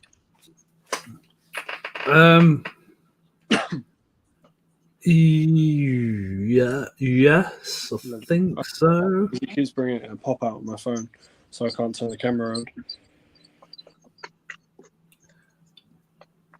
Oh, don't worry, I got it, mate. Don't worry. Oh. Just as I've copied the link. I got it, mate. I got it. All good. All right, sweet. So, here's my new label. Stacked up. Bosh. Have you actually still got any isopods now, or are they all gone? Yeah, mate. Yeah, I've got like mostly Cubaris. So I got my rubber duckies, some Merlinella, some Nisidera Shuruti, some white sharks, Vietnam. Yeah, I got a few species, mate. Morelio species Vietnam. Yes. Are yours breeding? Yeah, I've got Mankai in there. I got super lucky with my Merlinella. They bred really quick. I could be in big trouble now. The person that's just connected says your devices are not connected. Wait, whose devices? Oh, sorry, you're talking to someone else. Yeah. Oh, flip phone sideways. Got it, Chris. Bosh, there we go. Nice. Chris is the master of this stuff. Yeah. Big time. Right, so also, Aaron, this is about 4E communal. So I've got some spider wood in here to give them lots of anchor points. These are only like small. Yeah, nice one, Chris. But yeah, they don't need too much space, Aaron. They just need good substrate and lots of anchor points, and they'll be golden, mate. That's right. Yeah. And then we have some little babies. Oh, what babies? These are about baby ones. Oh. Little nymphs running about. Are they tiny about the male was tiny about fories? The male was from M&T tarantulas. Oh. Yeah. So there's a few dud eggs in there, but I'm leaving them in there because they're not dark. So I'm just wondering whether they're super late. That one right there is molting right now, actually. But yeah. Nice My Balfouri, my female Balfouri, she's doing a little bit. I think she might be doing a bit of drumming. She might be doing like drumming action. I'm not sure if it is it a seasonal thing because she's been doing it a little bit, and she's been refusing food. She's been refusing to eat. She refuses to eat a lot of the times. To my understanding, in captivity, tarantula breeding is not seasonal. It definitely could be in the wild with rainy season, whereas most animals breed during rainy seasons because of. And the other thing is though, she hasn't molted yet. She has not molted yet, but she's starting to do a bit of like drumming. When they're adults, they won't molt as frequently. Beautiful. Beautiful. Beautiful. Yeah. I've got one of them. Yeah, Pimalica. Yeah, my adult female just molted actually, and this male I think is penultimate. I think it will. Yeah, exactly what Chris said. In captivity, artificial seasoning. So we simulate the seasons by making it more humid, more rain, wetter. But yeah, unless you've been spraying it, I wouldn't say that would. Very similar with humans. We have to get it wetter before the pairing.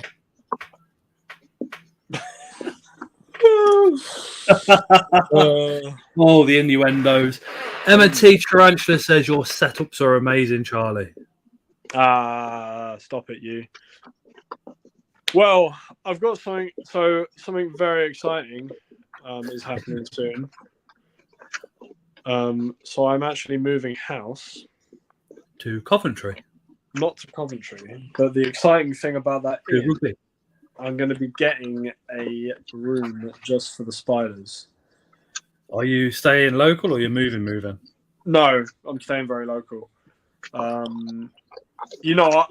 I pack up my whole room and put it on the back of my bike and I'll go to a show, so it's not a problem. But yeah, I'm going to start doing little YouTube videos and stuff like that and do a lot more content for my Instagram, so it's going to be really exciting.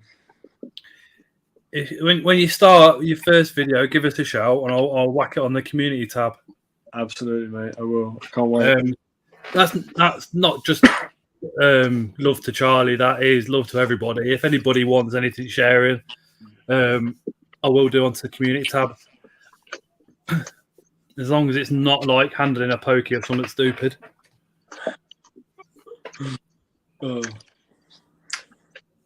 I did get a mature male pokey in, and I did a live stream on Instagram, and I caught it running up my arm, my head, and my other arm.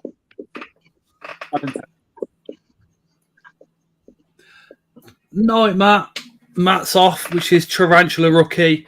If somebody put his link back into the comments, just click on it, drop in a subscription. His videos literally take the piss out of mine, if I'm honest. He's got a live stream tomorrow doing the Pictionary, like an upgraded version. He said he's got some ideas for it, so that's going to be an exciting evening. Charlie, you never took me for a spin on that bike. Who said that? Chris. He wouldn't give me the keys. Next time. You know the one I like on Matt's videos? I like the one when he what's it called? When he says the Rufus, Redunkus. What's it called? Well, how does he say it? It's from one of his videos. That's quite funny. I find that one quite funny. What? Can you remember it? It's from one of his videos, Matt's videos. Treasure Rookie? Yes. Yeah, what's it called? A Rial's video? Rial's.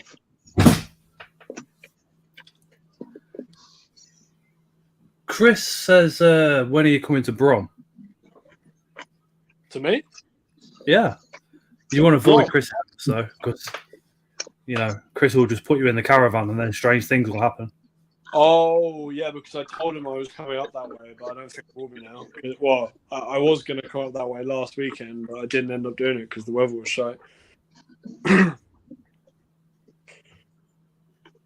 This is probably a spider I'm most anxious to get the next molt off. In here is a Xenethus species white. And it is a big spider. Let me try. Yep, there it goes.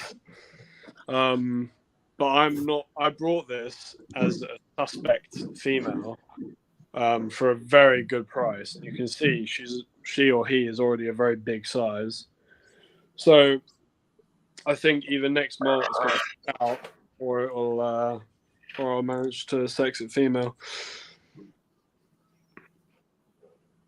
So that is going to be a good one. And up at the very top here, I've got a Dollicothelli diamantinensis on a sack. Right. Dollicothelli diamantinensis? Yes, sir. Oh. Yeah, very nice, man. I'm super happy. Let me know when slings are available, please. I'm still pissed off it to this day. Well, a friend of mine had a business, had a mature male, wanted to buy the female, so to help him along, I sold it to him at a ridiculously low price, and then he gave up the hobby and sold up. No, man. I know, yeah. It wasn't Hadley, if anybody's wondering. It was not Hadley. Sold up completely. Still to this day pissed off about it. About 3 years, 3 years later. They would have been even more expensive then. Yeah. Well, about half price at least. Charlie? Yeah, I'm. Did you say about a male pokey? Sorry? You got a male pokey? Pokey, you said? Male? Yeah, I have a male P Metallica. Chris said beautiful. Yeah. Beautiful what? Setups. Oh, thank you, Chris. Yeah, I try. But like I said, when I get this new room, I'm going to have even more like this. All my adult spiders are kept in really nice looking and nice enclosures for the actual animals. These I do spiders also have a female. I've got a female pokey.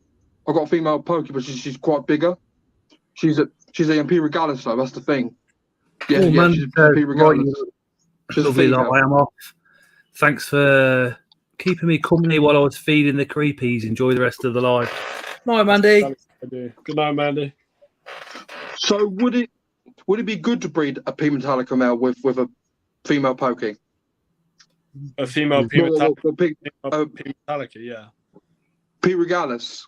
No. Is that not really good or no? Not at all, Aaron. Not at all. No. I understand, yeah. With spiders, we breed same species with same species. So P Metallica with P Metallica. Yeah, I understand. If you bred the Metallica with a Regalis, I could no longer have you on this on the lives. Put it that way. No, you can't do that. You can do that, couldn't you? Pretty much, yeah. Because it's just we just don't. It's just not done, dude. I understand. If that's obviously not allowed, if that's not really allowed, then I understand. No. What? It's all about keeping the same species with spiders. You know, in the hobby, they would have. Yeah.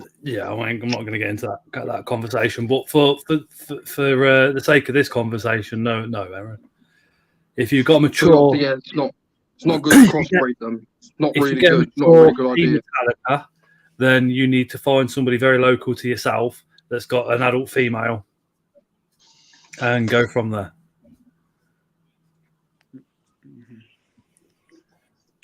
What was the? She's a female. She's a female. My pokey is. She's a female. She definitely is a female.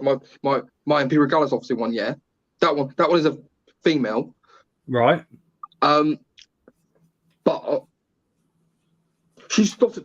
Well, she molted. Yeah. She molted quite recently. Yeah, she molted about a week ago. Yeah. Sort of like a week ago. She molted, and she's about as big as. Well, I'd say she's getting a bit bigger. She's like near enough that big now. She's getting quite big. I would definitely say sort of around that size. But she is getting a bit big though. She has grown a fair size. Definitely. Like Osman said, it's probably better if you wait a couple more years before you do a breeding project. So you've got good experience and good foundation behind you first. So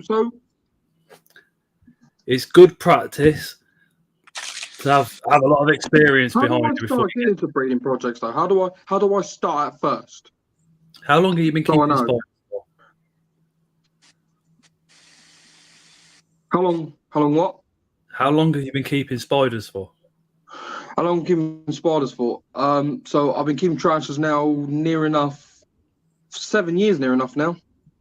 Okay. Sort of 7 years. Definitely 7 years, I promise you. I've been keeping for 7 years. Do you know when you come on a live and somebody says that spider needs a little bit more substrate? You need to be able to come on a live and somebody say, I really like that setup, well done, for all of your spiders. And then you're getting there then. My advice to you would be, especially with pokies, is pass the mature male on to somebody that's done it before, because they can be a little bit complex. And if that male comes flying out the enclosure, you've got the risk of your grandma getting bit, or your mum, or yourself. But like Mel said, not everybody breeds. Most of us just like to keep them, Aaron, and just watch them, and that's it. But I do want to breed them because I just want to experience the way how they they make their egg sacs and all that when they have the babies. I get that. Probably I want to wake up one morning and see babies crawling about. That's what I want to do in a way. I mean, I like to see them start crawling about, or either try and separate them. Okay, so the way I'd advise to do that is find somebody in your local area, right? So if you can find somebody that's done breeding before, that lives local to you, that's got a P Metallica female, so when yours matures, you've got the breeding there, and ask if you can be there when they breed them. Ask if you can be there when the egg sacs are first sighted, and then ask if you can go back when they either open the egg sac up or remove the slings from the female. And not only that, the thing is, right, is that sometimes it's not even successful. Maybe the male's not interested, the female's not interested. Maybe the female will eat the sac. Maybe your temperatures are wrong. Maybe the humidity is wrong. So there's so many different factors that they don't put into account when you just keep a tarantula. You can just keep a tarantula at room. To be honest, most tarantulas will survive in anything. So when you're breeding, it brings it to a level that they won't even drop a sack if you don't have the right temperature, humidity, substrate depth, enough space, all these things. So it all comes into account that you don't really have to take into account when you just keep a tarantula. Yeah, I understand what you mean. Yeah, I understand that. I definitely do understand that. Yeah. So what I'm gonna do first is I'll do the research more first into breeding them. That's the last one I do need to, obviously, because I do want to give it a try, obviously, yeah. So start watching a few videos first. Watch your videos, do some research, find somebody in your area that's got the female, and then take the male to them. And then if anything goes wrong, one, it's on their head, and two, if it escapes, it's their problem. Yeah. Yeah. Yeah. And you still get babies. Yeah, and you get babies as well.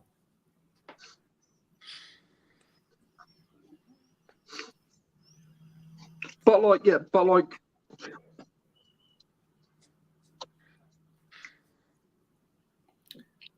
anybody be up for when she does come in season and she wants to breed and she's looking for a male, obviously, yeah? Would it be okay? Would any of you be up for bringing your males, or one of your males, over to breed with my female? Would you be allowed to do that? The way that I would suggest is once your Metallica is an adult female, We'll send it by post. We'll send it by post. We'll sort something out when it comes to size and it's an adult female. Message me and we'll find somebody trusting with a mature male, like Chris, like Bugsy, like Luke, or M&T, and we'll do something along those lines. All right? Yeah. How's that? But I've gone all those about people about me P regardless, Scott. The adult female P regardless I've got. It's that one I'm going on about. It's that one.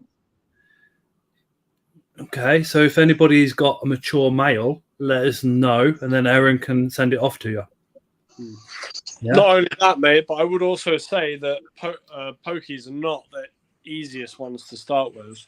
I don't know what other spiders you keep, but something new. Question: Aaron wants to send the female off to somebody with a mature male. That's what I've done. To be completely honest, my Polythiaria vittata is with Luke from Spar Spiders because I cannot recreate the temperatures that they require in a kitchen for them to breed. Exactly. Because the temperatures that they need, I can't do it consistently. Curly hair, Psamopaeus, not really that bothered about the temperatures. They will just breed. But the pokies definitely are. So the female is with him. His male's coming up to maturity. I think it is. So she's still there. He had another male, paired him up, and she molted. Just one of those things. But she's with him because he can recreate those temperatures. He's also got my Vespertinius. They need a temperature drop and a temperature increase. Again, I can't do that in this kitchen. So he's got my male and he's got my female, and then the male's not even mature yet. He's had we thought it was sub-adult, so he's had them for about a year. But I'm not fussed because I know they're incapable, really, some of the best hands in the hobby. But when that male matures, again, I can't provide the correct breeding conditions here in the kitchen. Luke can, plus he's already bred them before. So when it comes to breeding, he can breed them, relay all the information onto myself for when I've got an outside building, and I can change the temperatures accordingly. Then I can have a go, But at the moment, like I said, I can't recreate those same conditions because I might be able to drop the temperature for them for an hour, and then the missus comes in, does some cooking, and the temperature goes right back up again. So that spider's going, oh yeah, right, I'll get ready for sexy time. Then it's going, oh, actually, it's quite warm, no sexy time. So you confuse the spider. I understand, yeah. but like Bugsy says, it's a lot more than what you see on YouTube. The videos are edited for our entertainment. They don't show you the complications. But that's about it. What about him? Exotic Lair, when he breeds these transfers, what do you think? Who, sorry? He goes over the top, doesn't he? He kind of like let me just laughing in a way when the female tarantula is about to kill the male. I'll let you laughing a bit. Let me just give you some advice about Exotic's Lair, right? Yeah. The best thing to do with Exotic's Lair is unsubscribe. Yeah. Unless you can take what he does at face value and entertainment value, then unsubscribe. Unless you're going to miss out all the entertainment videos and go purely for the educational ones. Do you know what I mean? Yeah. You can go there to see what not to do. Evening. But if you just stick to channels like Matt's, like Dave's, you're not going to go far too wrong. Do you know what I'm saying? But yeah. But I got that female Balfour from Luke, didn't I? At the Capital London show, didn't I? I got that female Balfour from him, didn't I? Yeah. But I mean, why risk a male? Why risk us an escape because of our own inexperience? You know, that's why. Yeah. I mean, I'll tell the truth. I had an adult female P Metallica, and I bought a P Metallica. Well, the wife did actually for I think it was for a birthday about 4 years ago. And within about 2 molts, it was matured. So I had this big enclosure, literally like this and like that, which the female was in, and I put the male in. And the male ran around tapping, and the female didn't do fuck all. And they stayed like that for 2 weeks until finally she munched him. And it knocked me back months in my progression with spiders. And it upset my wife quite a lot as well, because obviously she bought me that for a special occasion. If going back, I didn't know Luke at the time, but if I did, I would have took the male to him. Do you know what I mean? Because then at least we would have had a better chance of getting babies. Or my own lack of thinking, actually, I need to do a little bit more research into this. So I just sprayed it down and turned the radiator up in here, and that was it. You know, and it's a little bit more complex to that. So, but like I said, the male ran around tapping for 2 weeks until the female went, "Fuck you." But didn't Jaden said something that Balfours are actually quite easier. They're a little bit more easier because they can live together in harmony. They're actually all right. Can they live together in harmony in a way? Because they can, though, can they? Who? Jaden, didn't he mention? He said in the last live stream. He said about breeding Balfours. He said they're a lot easier. They're easier. That's what he said to me. I'm sure if Jaden was here now, he would be giving you the same advice. Although some spiders are easier to breed than others, doesn't mean that we have to breed them just yet. And in the spider path that we're on, you know, you've been keeping spiders for 7 years. It could be the fact that you've been keeping them for 10 years before you've got that experience and knowledge to go, right, I can do it.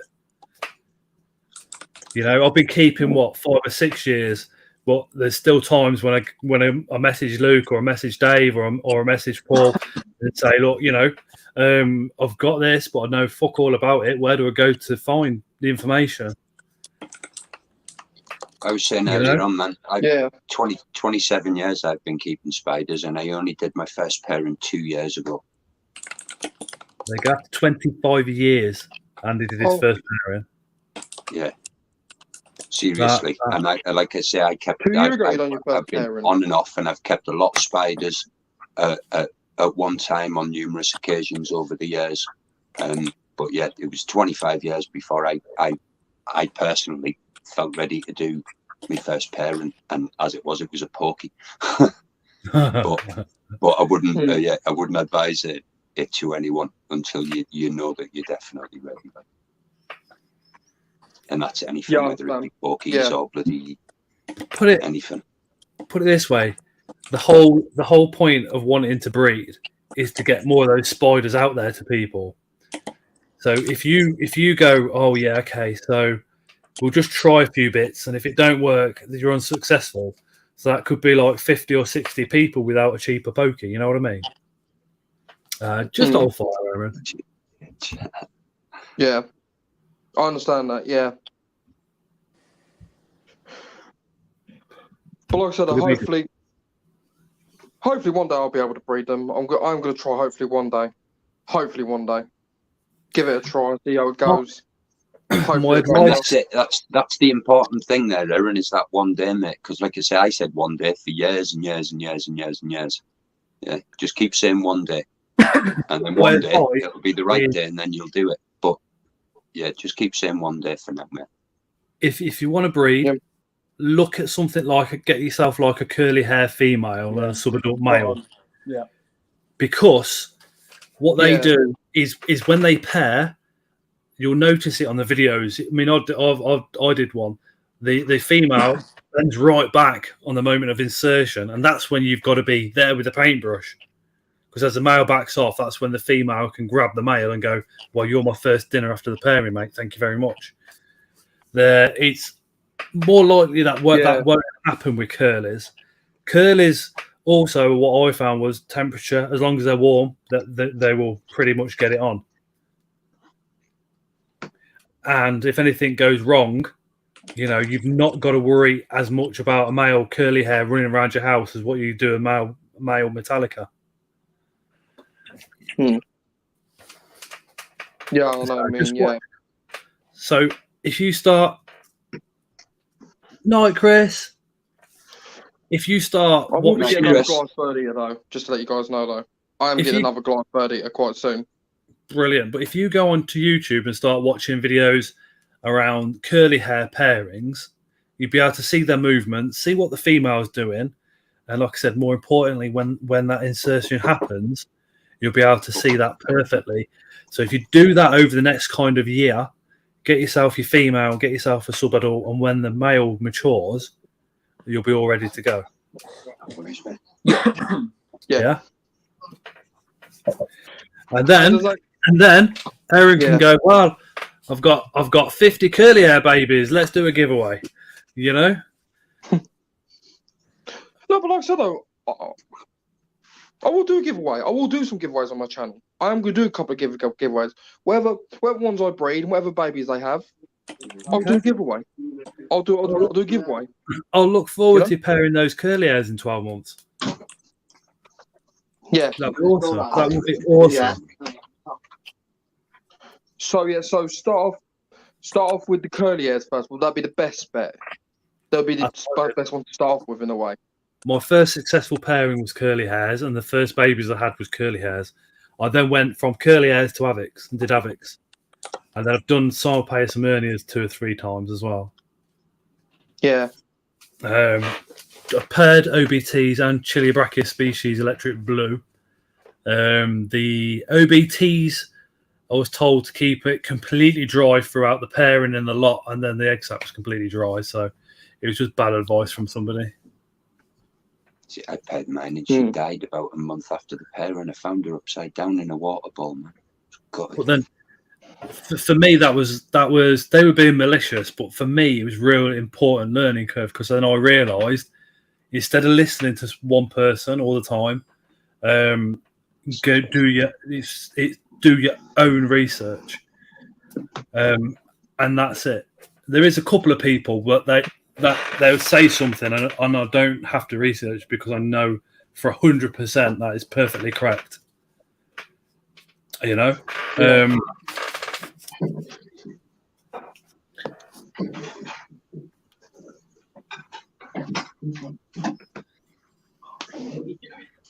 I did a pairing last week actually.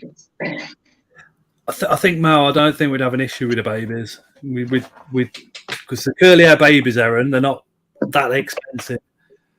You'll only get offered like 50p per baby, but it'll be enough to cover the price of whatever you paid for the male. Yeah. You could even ask one of the sellers to sell them as Aaron Penfold's babies. Yeah. Yeah, I got the snake out as well. Yeah, wow, nice. Yeah, I got remount. So, Aaron, what are you doing for the next year? What we're doing for the next year? with breeding, researching. Yeah, research first. What species? Curly hair first. The curly hair we'll start with first. Breed Good lad. curly hairs first. And Good then lad. you can gradually move on till you get more experienced. Yeah, And perfect. you're more experienced. And what, apart from that, what's the other thing you got to remember for tomorrow? What got me for tomorrow? Yeah. See, I'm going to catch you out now, look. What? I'm No, going what? to catch No, you out don't now. what? What else have you got to remember for tomorrow? Oh, yeah, the dirt. Sorry, yeah, sorry. No. Dirt. Yes, dirt. Yes, dirt. I will be getting more dirt. Obviously, I do need to get more dirt. I know. Oh, I didn't think Yeah. you'd remember. I did not think you'd No, remember. I remember that. I will. Yeah. Erin, After somebody mentioned in the chat earlier on, you know, they put a good idea forward saying if you haven't got the money to go out and get the substrate just yet, just put it in a slightly smaller tub, and all of that substrate will fill that smaller tub more, so it'll have enough substrate then if it's in a slightly smaller tub, mate. Do a Dave. Do a Dave's Yeah. little beat, please. Go for a walk. That wasn't my suggestion either. I read Do- that when you were talking about it earlier on. Somebody else had put it in the comments, like, but I don't know Was if that anyone Ling? picked it up. Did Ling say that, May Ling, by chance? And do you know what? I can't remember it. Like I said, it was earlier on. I think it was before I went on the shop run, or maybe just slip up that. Do a Dave's little beasties. Go into the woods and go and get your own substrate. Then it's free. But you do have to go deep into the woods, though, Aaron. You can't just go a couple of footsteps. Sorry, in. Yeah, what you mean? Yeah, you Gotta can't. be- Yeah. Yeah. You got to find a certain mud that's going to be okay. Well, just Yeah, I know what you mean. Wix is literally, I think it's like £3 or £4 for a bag of sub. That's what you're doing tomorrow, anyway, isn't it? Yeah. Plus, Sorry, you can take But your nan. She can have a walk around the flower section. I do have dirt coming though tomorrow in the post. I think it should be coming in the post. I got more dirt coming. I got Okay. the brick coming. The brick, the what's it called, the cocoa fiber brick thing. Send Got that me. coming. Well, I'm at work tomorrow 1 till 6. So after that, drop me a message on Insta and show me what you've done. All right, Aaron. What, me? Oh, you mean Yeah. me? You still mean me? Yeah. Oh, yeah. I will. In fact, I'll drop you a message on Insta as soon as I finish work, and we'll have a look. Yeah. Okay. That's fine. But what I must say, Aaron, is, you know, a lot of people would go, "Fuck off, Scott. I'm going to do what I want." So me, Charlie, Andy, and everybody in chat really appreciate the fact that you said, "Yeah, I'll do that." Yeah. You're doing good, Aaron. You're doing good.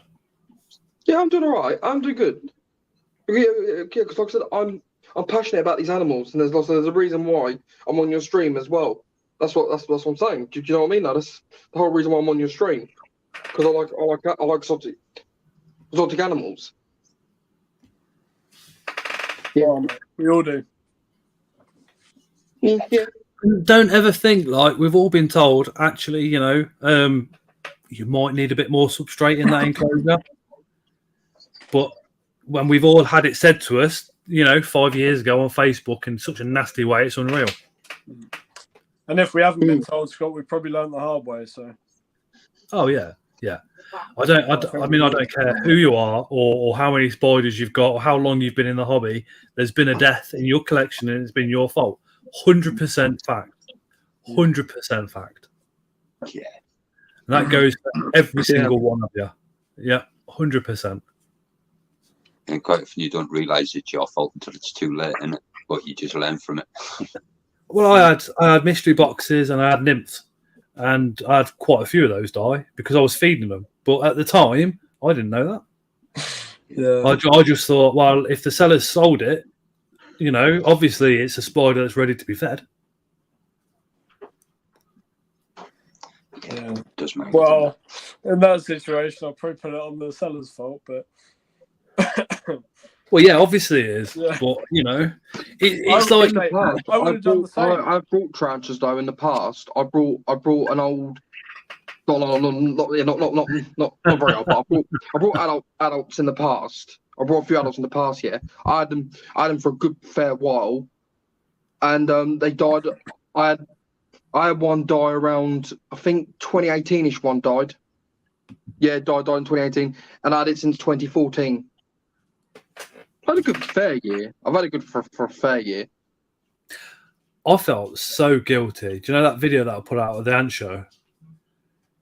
And there was ants in there that said something like Ligus, and he hadn't put the full scientific name on. And I complained about it in the video. And I complained about another one that he did, and he hadn't put the full scientific name on. And then I think back and think how many mystery boxes I've had where it's just got something scribbled on the outside, and you have to spend 3 hours trying to work out what it is. Really? Wow. Well, I suppose you've been in the hobby for like way longer than I have, so I suppose things have probably changed a little bit more. I personally haven't had that from a mystery box, but I have had other dodgy things from mystery boxes. But if somebody puts G and then they scribble it on, it's like, is that Grammastolia Paul Cripps? What, you know, there was a stage where this person changed it literally almost immediately, but mystery box and there'd be a mystery sling. I fucking hated that big time. Oh, what? What is the point of a mystery sling?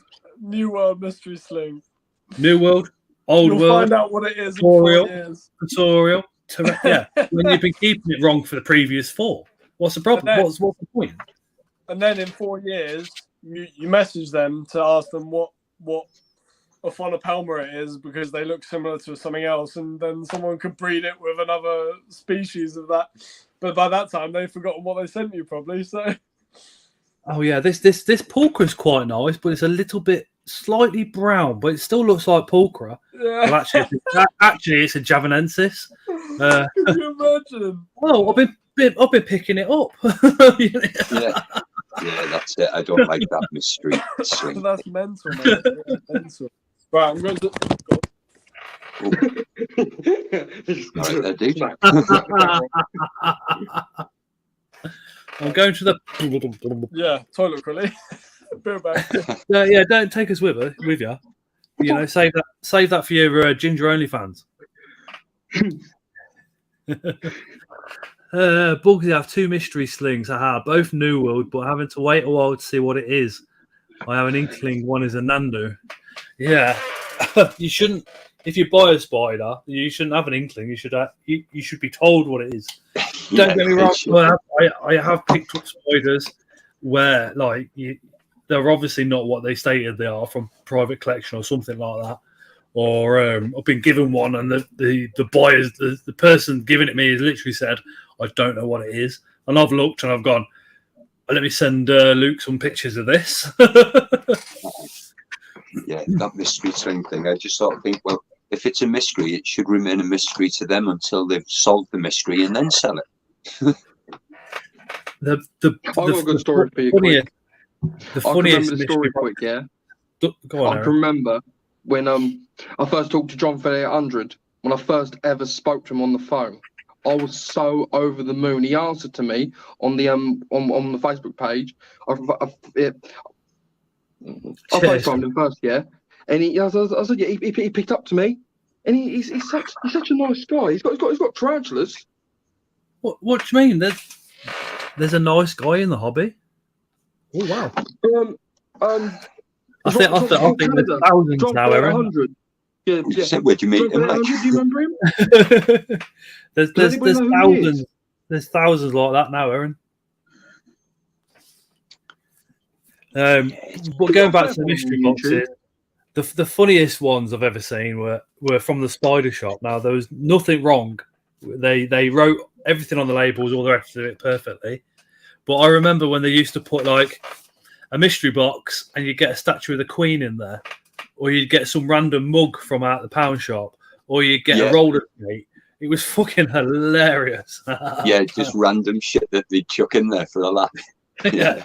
And Lee was like, well, it's a fucking mystery box. You can imagine him stood there saying that, though, couldn't you? Strogs, when I've bought from breeders on Facebook and they've thrown in freebies, I've had to send pictures to ask what they are, as I can't understand their writing. Yeah, but not sometimes. Especially myself, if I wrote what the spider is, you'd be like, "What the fuck?" But if you drop me a message, I can type it, and then you can read the message, so you know exactly what it is. Well, I remember buying, this was a good few years ago, I bought a few slings off someone. I'm not going to say no names because it was when they were first starting out, and in all fairness, they're a cracking seller as well. But I had my delivery, and then I'd had a message saying I've put a couple of freebies in there for you, and basically I had 4 little tubs with HM written on them, and then I think it was 6 or 7 LPs in there as well. But I knew what the LPs were, but at the time, I just couldn't work out what the HM was, and I had to text him, and it was the Maculata in the end. But it did my head in all morning trying to work out what it was, because all he brought on was HM on the box, on the tubs, and he'd done the initials of all of them on the tubs. But of course, the stuff that I'd ordered that I knew I was getting, and you could work out what they were. But that's dead annoying as well. Alfie says I got an A. Gabrielli in a mystery box today. Never heard of them before. Oh, Fonapelma. Yeah, isn't that they've got them on the Spider Shop? New to the hobby? No, they've had them on in the past. They had them about this time last year, I think it was. If I'm not mistaken, they've got them as juvies as well, or they might have had them as juvies as well. Is it the Carlsbad Green or something? It's called something mad like that. They've got as I think that's the common name. But if I'm honest, I think some of them just get made up. Yes. Yeah. I remember when Transfer Collective come, didn't he? He come to Capital Lunch, didn't he? Transfer Collective. I remember meeting him there. It was really good to meet him there. Well, he come on the Tuesday live as well. Strogs, has anyone had a butt plug in a mystery box? Could you imagine an adult toy mystery box? So yeah, Scott. Strogs would be all out. I bet Strogs has ordered a few of those. Bolty Bolty, the only mystery box I bought, the guy asked me if I had any old worlds. I said no, but I'll try them. He gave me an OBT, a P, Cam, a Lividus, and a Marinius for $250. That's a lot of money. Bolty, if you know a guy called Mike Stark, drop him a message, or if you drop me a message, I'll happily give you his profile. He does a lot of stuff over there now. Yeah, Scott, do you remember meeting Transfer Collective? Do you remember meeting him at the Capital Show? Yeah, of course. Yeah. No, he was all right. He was all right. I reckon he was all right. Yeah. I like the Transfer Collective. Him. He was all right. He was all right. He was all right. He was all right. He was all right. He was all right. He was all right. He was very. If somebody suffers with delusions of grandeur, the Tarantula Collective has got the opposite. He really has got the opposite. He doesn't. I don't think he realizes how many people. Obviously, he knows how many subscribers he's got, but I don't think he realizes how many people actually follow him and look up to him and all the rest of it. He was a very humble, quiet guy, just very, very nice guy to spend time with, and fantastic on the live, and his 2 helpers. I think I recognised PSP and her mum was there. Do you know who she is? She's on television. She actually got on this morning. She was on a television show. Who? Sorry. PSP. Princess Sophia. Yeah. She's got tarantulas. She's got tarantulas, and she's got all tarantulas. She was on that this morning, wasn't she? Yeah. She got on that TV show, didn't she? And she got on another. What was the other one she got on? She got on other bug shows. I think she got on a few of them, didn't she? It was that thing that the ITV done, didn't it? Yeah. I can't remember what it was called, but funny enough, right? I don't know whether it was before or afterwards, but they contacted me about that, and I had about half-hour chatting with some woman on like Facebook, on like this, on like a one-to-one FaceTime thing, and just showing her off some of the bugs and everything, like. And then about 6 months later, the series went out, and I've forgotten her name. It's Princess Sophie Pink, and I've forgotten her. Holly, is it? And she was on. Yeah, I think it's that's the name. It was ace. Like. Yeah. I think Richard is probably responsible for a lot of the ethical and well-kept spiders in the UK and US. But the only way, US definitely, I think. the only way I knew more, her, more Dave in the UK. I only knew her through Jaden and his friends. That's how I found out about her through Jaden and all that. It was on a live stream a couple of years ago.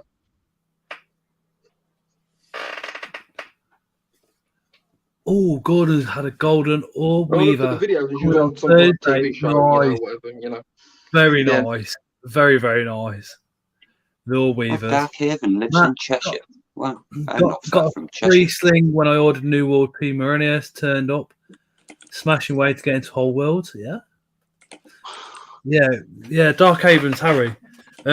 Right, I'm gonna have to wrap it up for this evening. As the nights progressed, I've got a little bit hungrier and a little bit hungrier as I normally do on a Tuesday, and now I've got to the point where I want some food. So, thank you everybody for coming on the stream. It means the world to me. Everybody that turns up every week, my God, the support is just crazy, and I can't even begin to explain how much it means to me. If it didn't happen, then half the videos wouldn't be going out and all the rest of it, and we wouldn't be where we are today. That's for sure. By far, the streams mean more to me than putting out videos as well. Well, definitely, you guys are fucking amazing, to say the least. Absolutely amazing. I think the community, what it was when I first joined, to what it is today, is miles apart. When I first went on Facebook and put a picture up and somebody says, need more fucking substrate, you fucking dickhead. Now you'll get an inbox, or you get a polite message, or you get a polite comment. And I think that's just better for the hobby, I think a lot of the dickheads have been moved. Or I think a lot of them are still there. They just don't bother now because people have learned, they knew they are, and they just don't rise to it as opposed to a certain extent. I think the worst one of recent years has now moved into reptiles on Morph Market, so be careful over there. Oh, I'm all right. What I'm mostly watching is I'm watching American YouTubers. I watch Americans the most. I don't really watch many British YouTubers. Don't watch much of them at all. I'm actually watching the American ones, to be quite honest. Yeah. Nice one, Strokes. I just do. I missed it. What Scott Strog says, Michael? What have I missed? What? I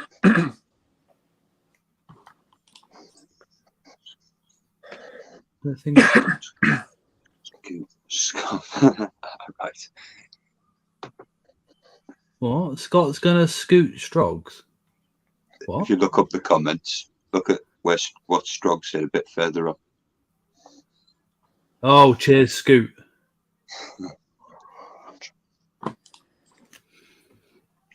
But yeah, like I saw the mother there. Yeah, I said, the mother was there, and she was there, and I had a little chat with him. Pretty much. Scoot's Inverts sounds better. Hi, welcome to Scoot's Inverts. I'm Scoot.